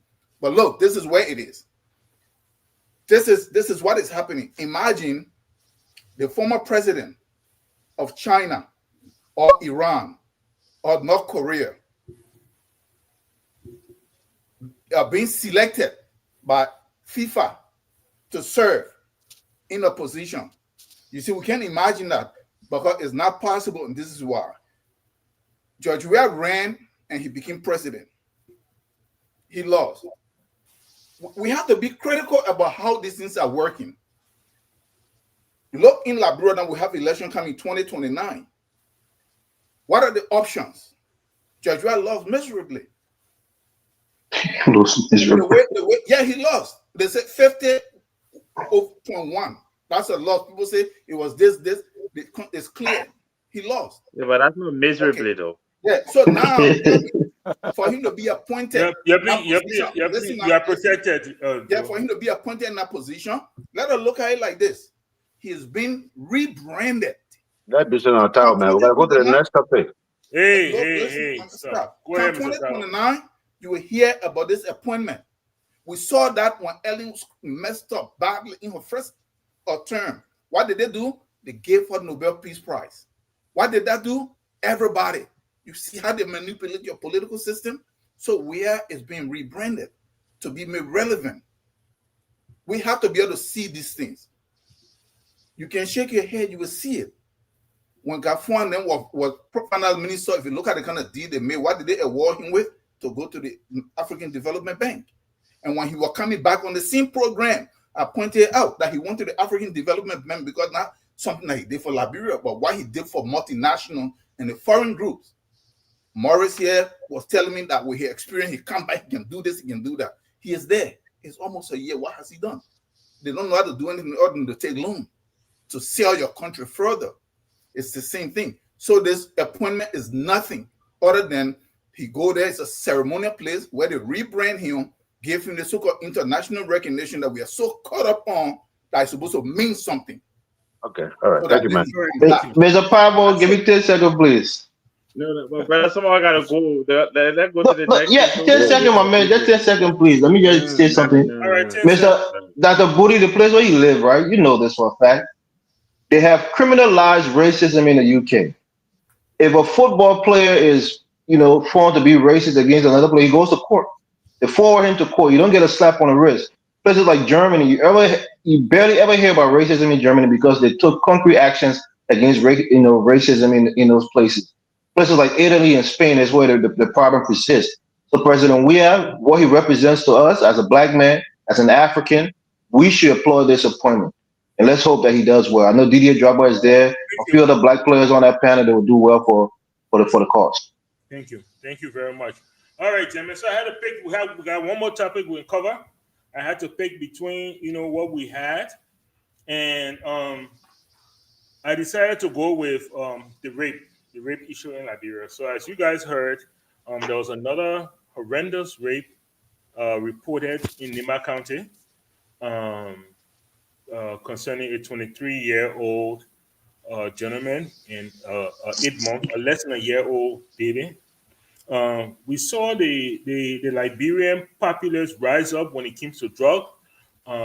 Is this what we need to get the government focus against rape and the gender ministry, or do we think it's handled and this is just a one-time thing? So let me hear from different perspectives here, Dr. Booty. Yeah, let me go first. I'm already coming call you. No, I'm going to close and go. Yeah, I'm going to close and go because it's all right. No funny, problem. yeah. No problem. So, go ahead. Look, I think so. The way that some are talking about it, initially it suggests that people are going to try and tribalize the this hideous some people are saying, oh, that Nimba County. I don't think it's a Nimba County issue. I think rape in Liberia is horrendous anywhere in the world, but in Liberia, I think one of the issues that we're having is that we are not clear in terms of the punishment just yet. And the reason I say that is because a lot of the guys who have been accused of rape as languaging at the Monrovia Central Prison have not had their day in court, have not been sentenced to prison for people to understand what the penalties of raping someone is. So again, I'm not saying this why this guy has done it, because what he's done is horrible. That's the only way you can put it. Whether it's a child under 1 or if it's a woman in her 20s, rape of any kind is wrong, and Liberians should not stand for it. We need to see this government prioritize the prosecution of people who have been accused of rape, and some of them 1 year, 2 years, 3 years, they're sitting there. We need to send a clear message by fast tracking these prosecutions, getting these guys prosecuted, convicted where the evidence suggests that they've committed the crime, to send a clear message, right, to people that if this is what you're going to do, this is the penalty. I think right now the message is not clear.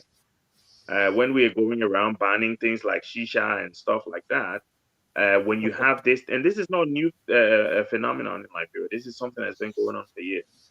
And no government seems to want to take this on as a priority, right? No government. Every government seems to just pay kind of deaf ear to the situation that is going on. So we want to see more, and we hope that this government will listen to the plight of these young women and children, and do something to send a clear message. Because I think, like Mr. Morris just pointed out with the racism situation in the UK, yes, we have a law, yes, we've prosecuted a few people. It's not deterred everyone, but there is some level of deterrent.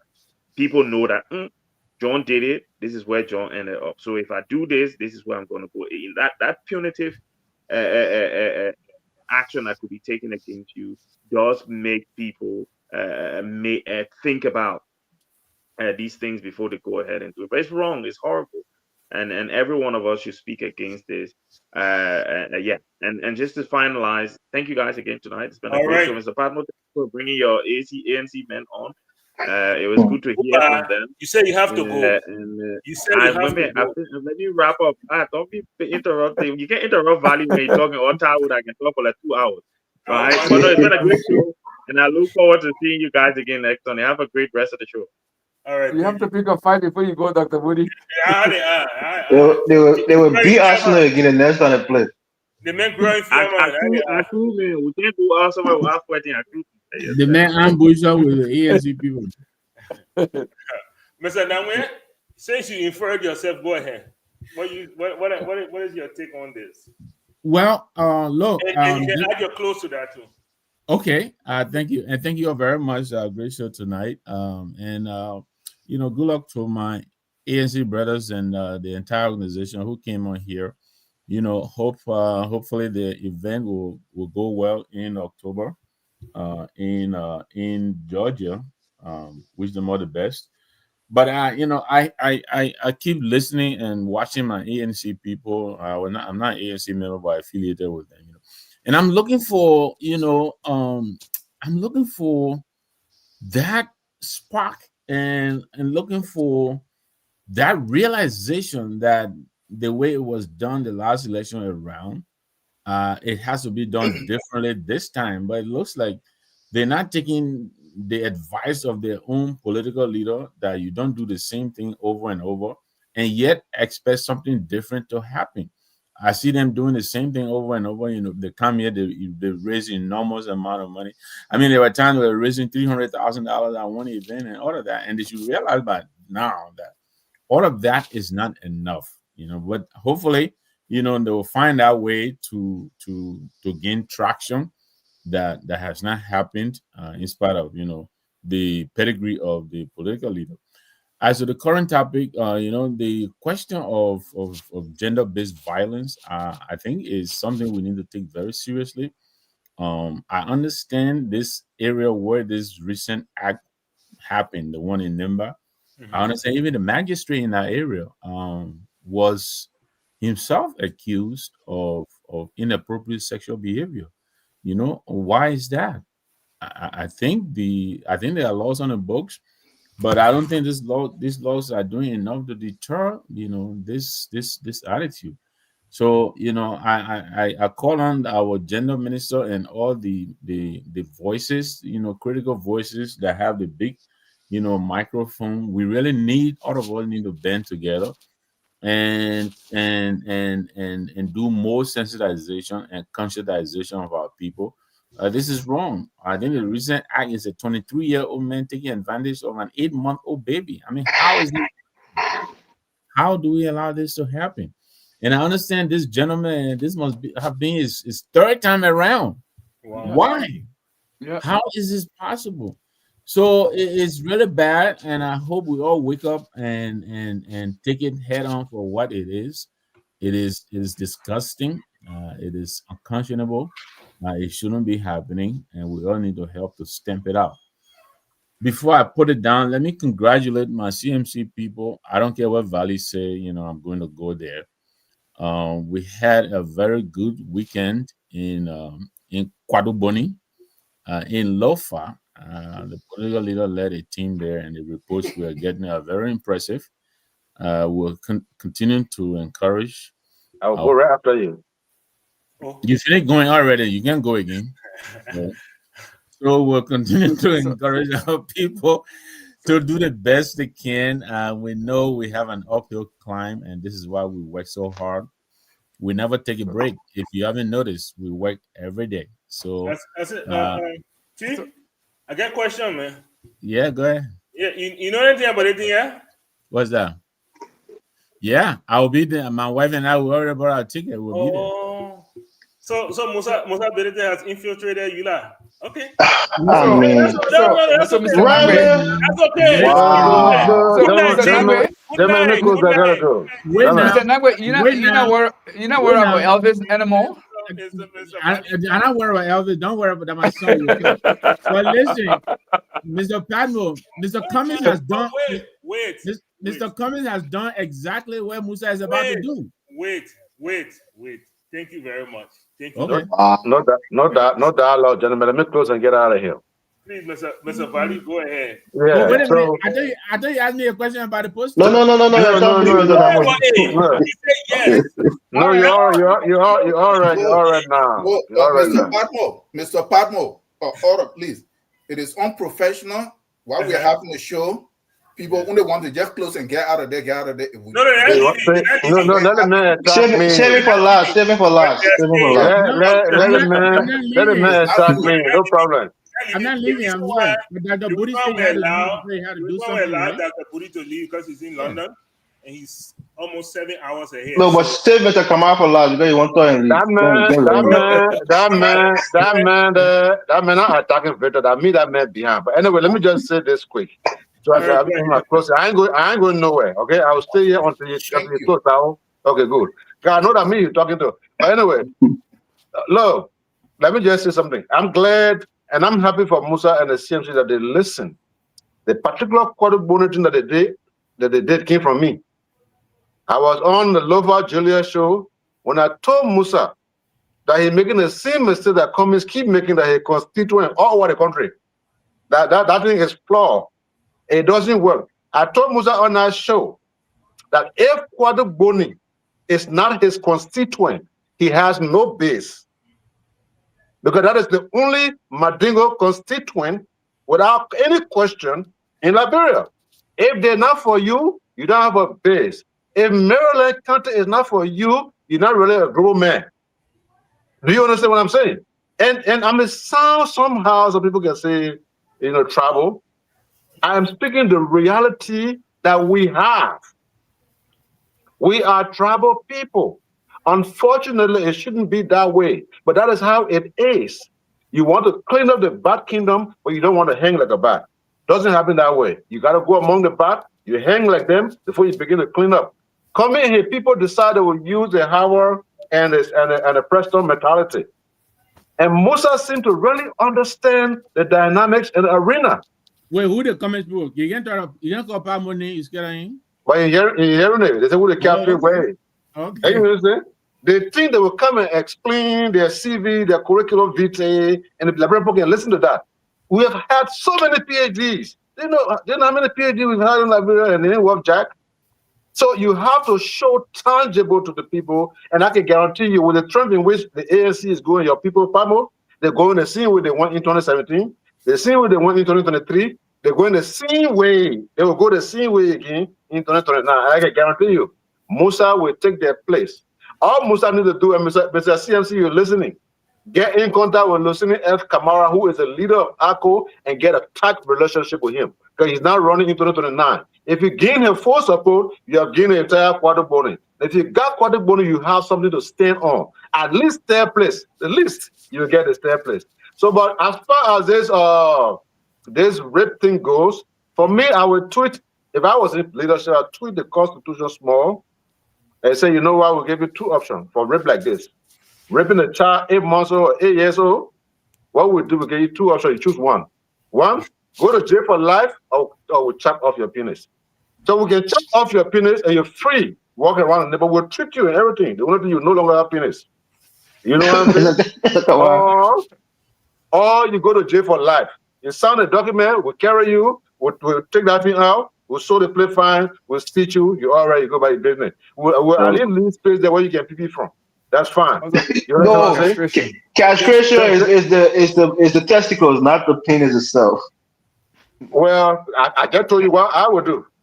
We'll cut your coming off. Thank you, gentlemen. Let me go, please. Let me go, please, Mr. Pablo. Let me go, please. Go ahead, Chief. Yeah, look, I think we're belittling this topic a little bit, because this is more than rape. This is pedophilia. This is what we're talking about. It's a step beyond rape. This particular instance, this is a guy who is committing sexual violence against a baby, an infant. When you're talking about our psyche in that country when it comes to women, especially in the rural areas, we haven't empowered women enough. We haven't done in America, when you're a young person, especially in high school, when you're at your sexual peak, they give you all of the different things. No means no. They tell you different things that puts you on high alert. That any kind of sexual violence or sexual assault is going to land you in heavy trouble. I don't think people have that mentality, especially in the Leeward counties, that if you commit sexual acts against women, it will be a heavy punishment. That's why I say the government is not using the bully pulpit. If you have to do something, you don't have to spend millions. Use the radios. Use your local chiefs and your local authorities to really spread the word that if you do these things, you're going to be punished very, very severely. And then another thing is the society, right? The poor society, the other different societies that we have around the country. They tend to kind of cover these things up. They try to talk it over in a traditional way. And that kind of devalues women and their sexual agency that they should have over themselves. So let's talk about pedophilia, which is worse than just rape. And they have to have a statute and a punishment for it that far exceeds just a regular raping of a woman who is an adult woman, which, there's some gray areas there sometimes. I don't want to qualify it. But the point here is that we have to be strong on these people. Look, Mr. Kamara, you said something very strong, and I'll buttress it. Musa ability for me is not my cup of tea. But I think based on his background, based on his financial standing, he definitely has the means to stronghold and strong arm the Mandingo vote in Liberia, like you're saying. If he has a base, he definitely have more than Mr. Cummings had. I would give this to the ANC. I'm nobody, but I'll tell you this. They need to rebrand Mr. Cummings as a job creator. He has the financial means, he has the wherewithal. Start a couple of companies, show that you can hire a few hundred people and brand yourself as a job creator. Not a Coca-Cola man, not a competent man, a job creator. That's what people are lacking. Sell them on creating jobs and hiring them. Musa Belete got a different thing going. Cummings has to rebrand himself as a job creator. Other than that, he will be coming in maybe fifth or sixth if he doesn't collaborate with the CDC. Thank you. All right. Thank you so much, Mr. Eastman. Your touch on the rape situation in Liberia, and this is not just Nima has been the most recent one in the news, but we know this has been going on for many years. Ellen struggled with it, George Weah struggled with it, and now it has, of course, reared its head again in the Boycott administration. So you can touch on that, and then your closing, please. Yeah, I believe in law and the practicing of the Constitution and all these things.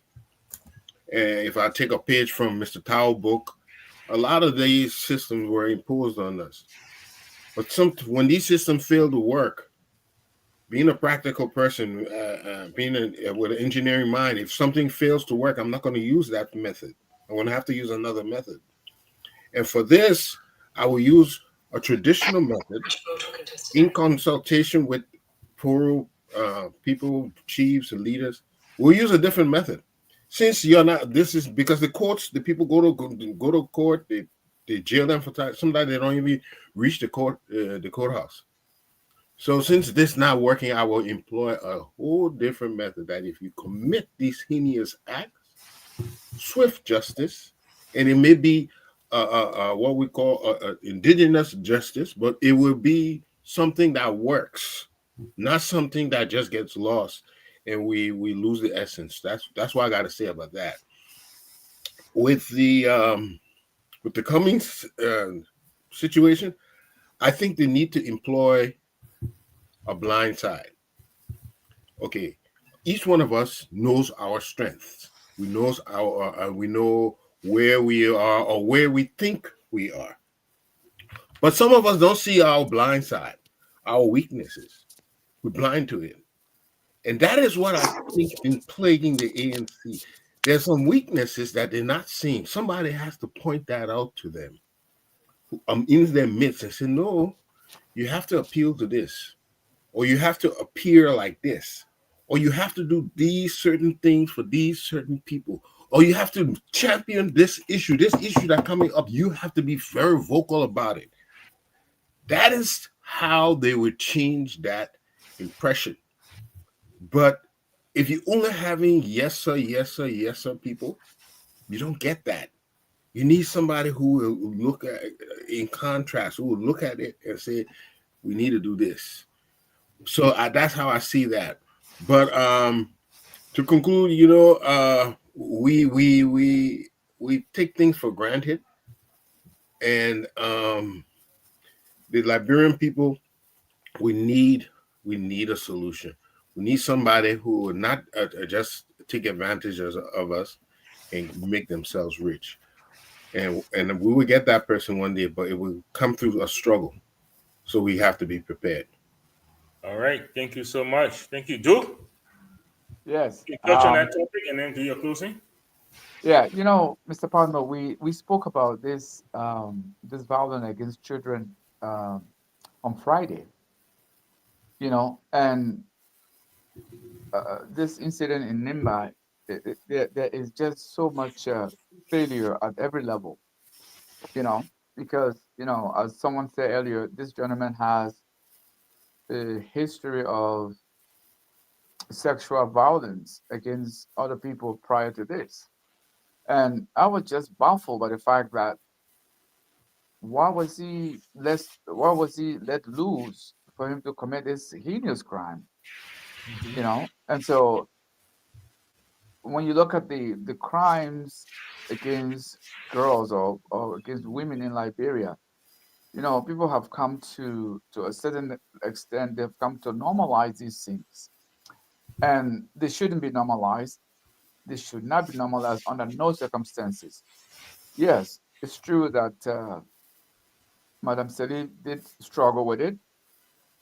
And I don't know, I'm not quite aware of any attempt by the CDC government. But just because the president Madam Seli was not able to to make a significant improvement in dealing with these gender-based violence, it doesn't mean we can't do more. And I'm aware there are some laws that are still on the books that need to be applied. To me, it's very obvious that this gentleman, this person who did this crime, is not mentally stable. He's not stable at all. Nobody in their right mind would do something like this, and keep doing these kind of things.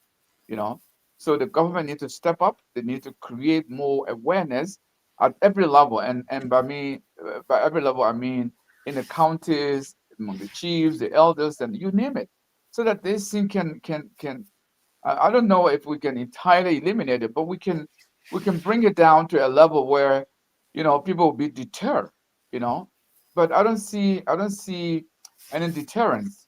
We see violence, and what you just heard in the news is because it's been reported. I can tell you there are just so many of these kind of crimes that occur, and you don't hear about them. For whatever reason. So the government needs to step up and see if they can do something about these crimes.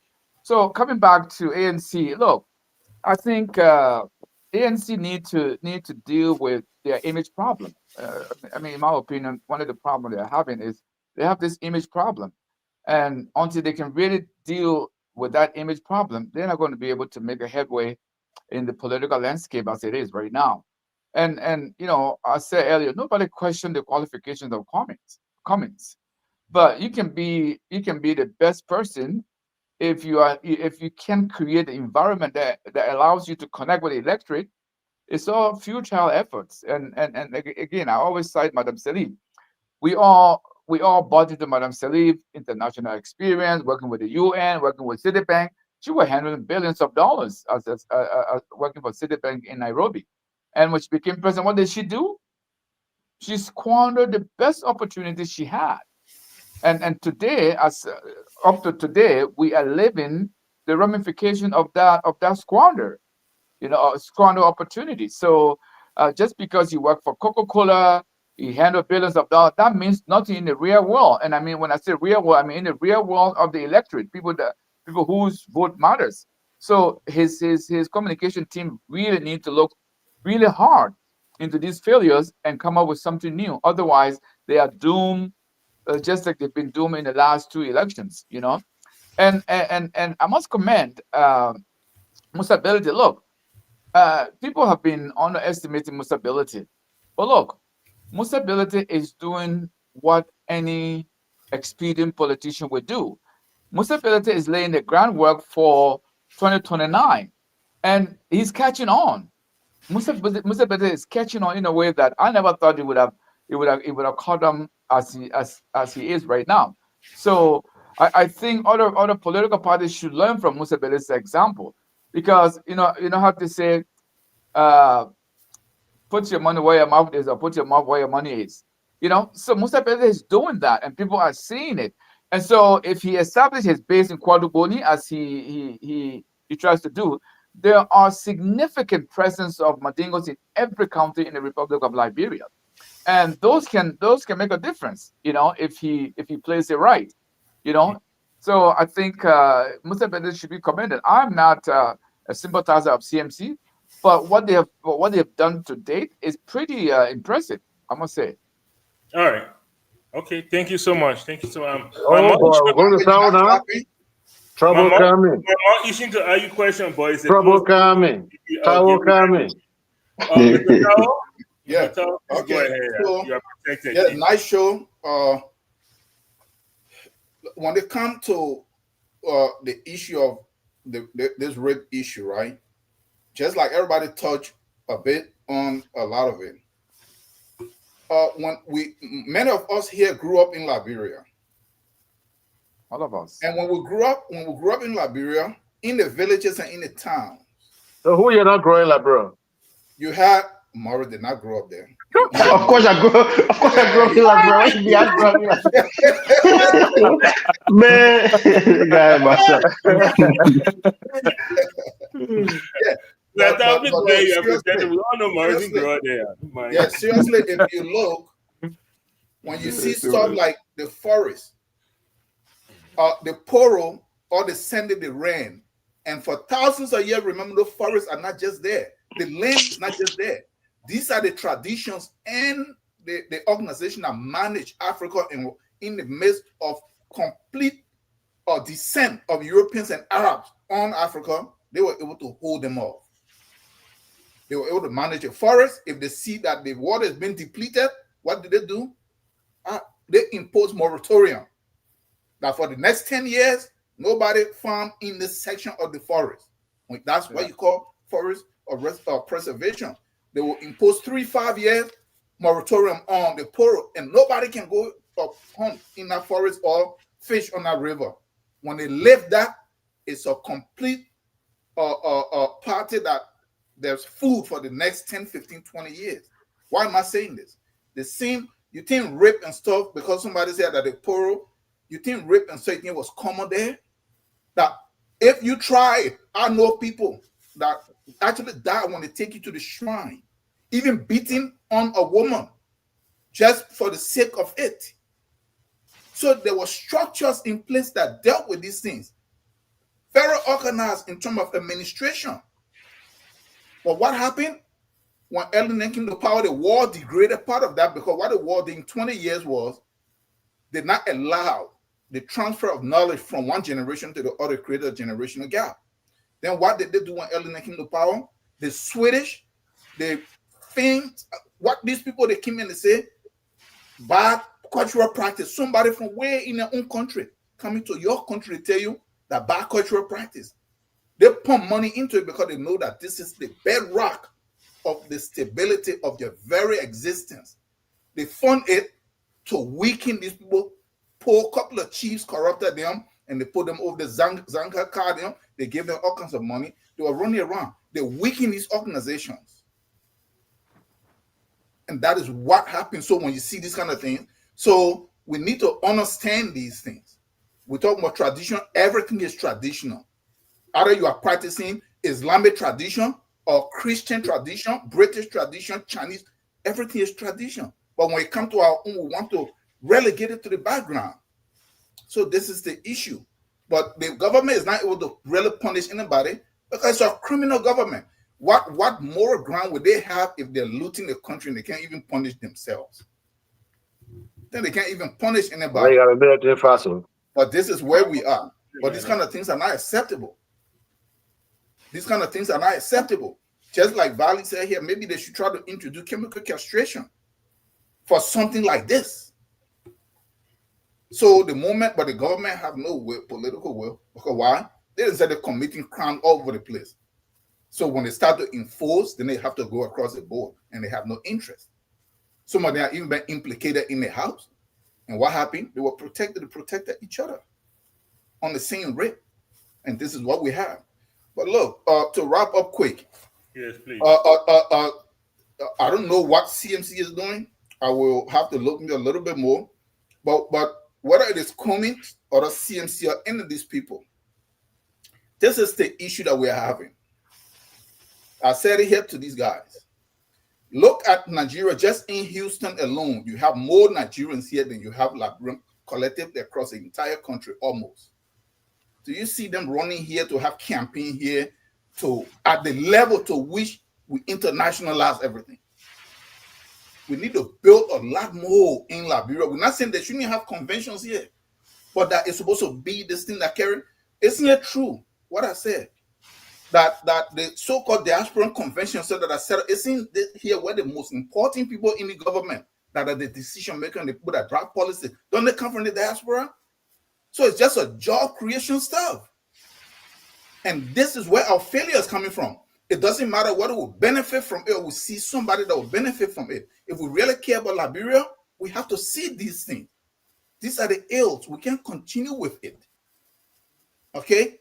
We have to develop the base in Liberia. We have to put into Liberia to develop the people. My brother, I'm here in the US. With respect to my position that is known, if I become a minister of state or anything, I have to think twice for me to challenge HPX or Exxon. Because why?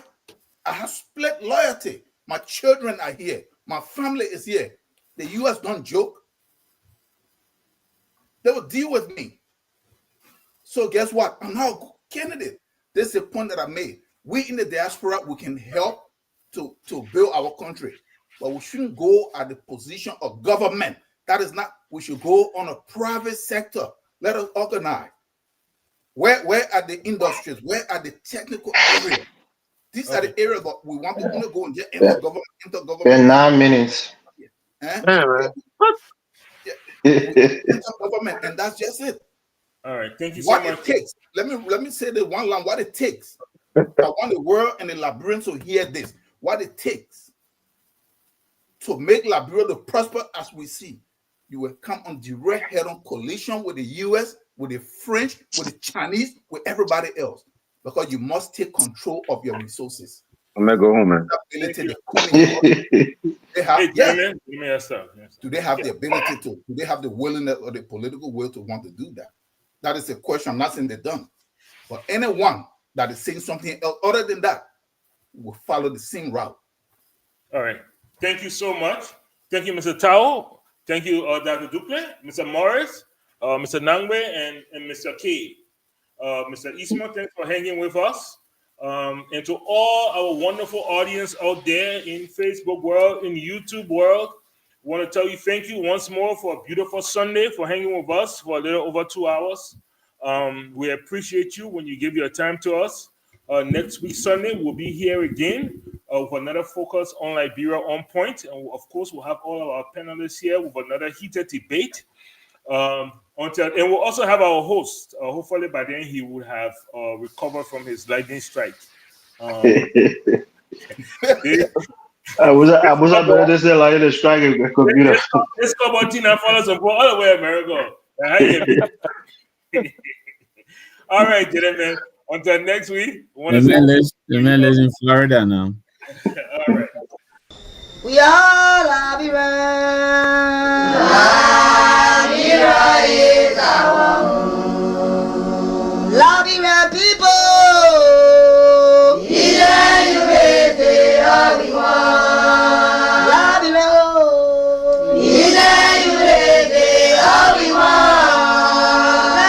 Liberia.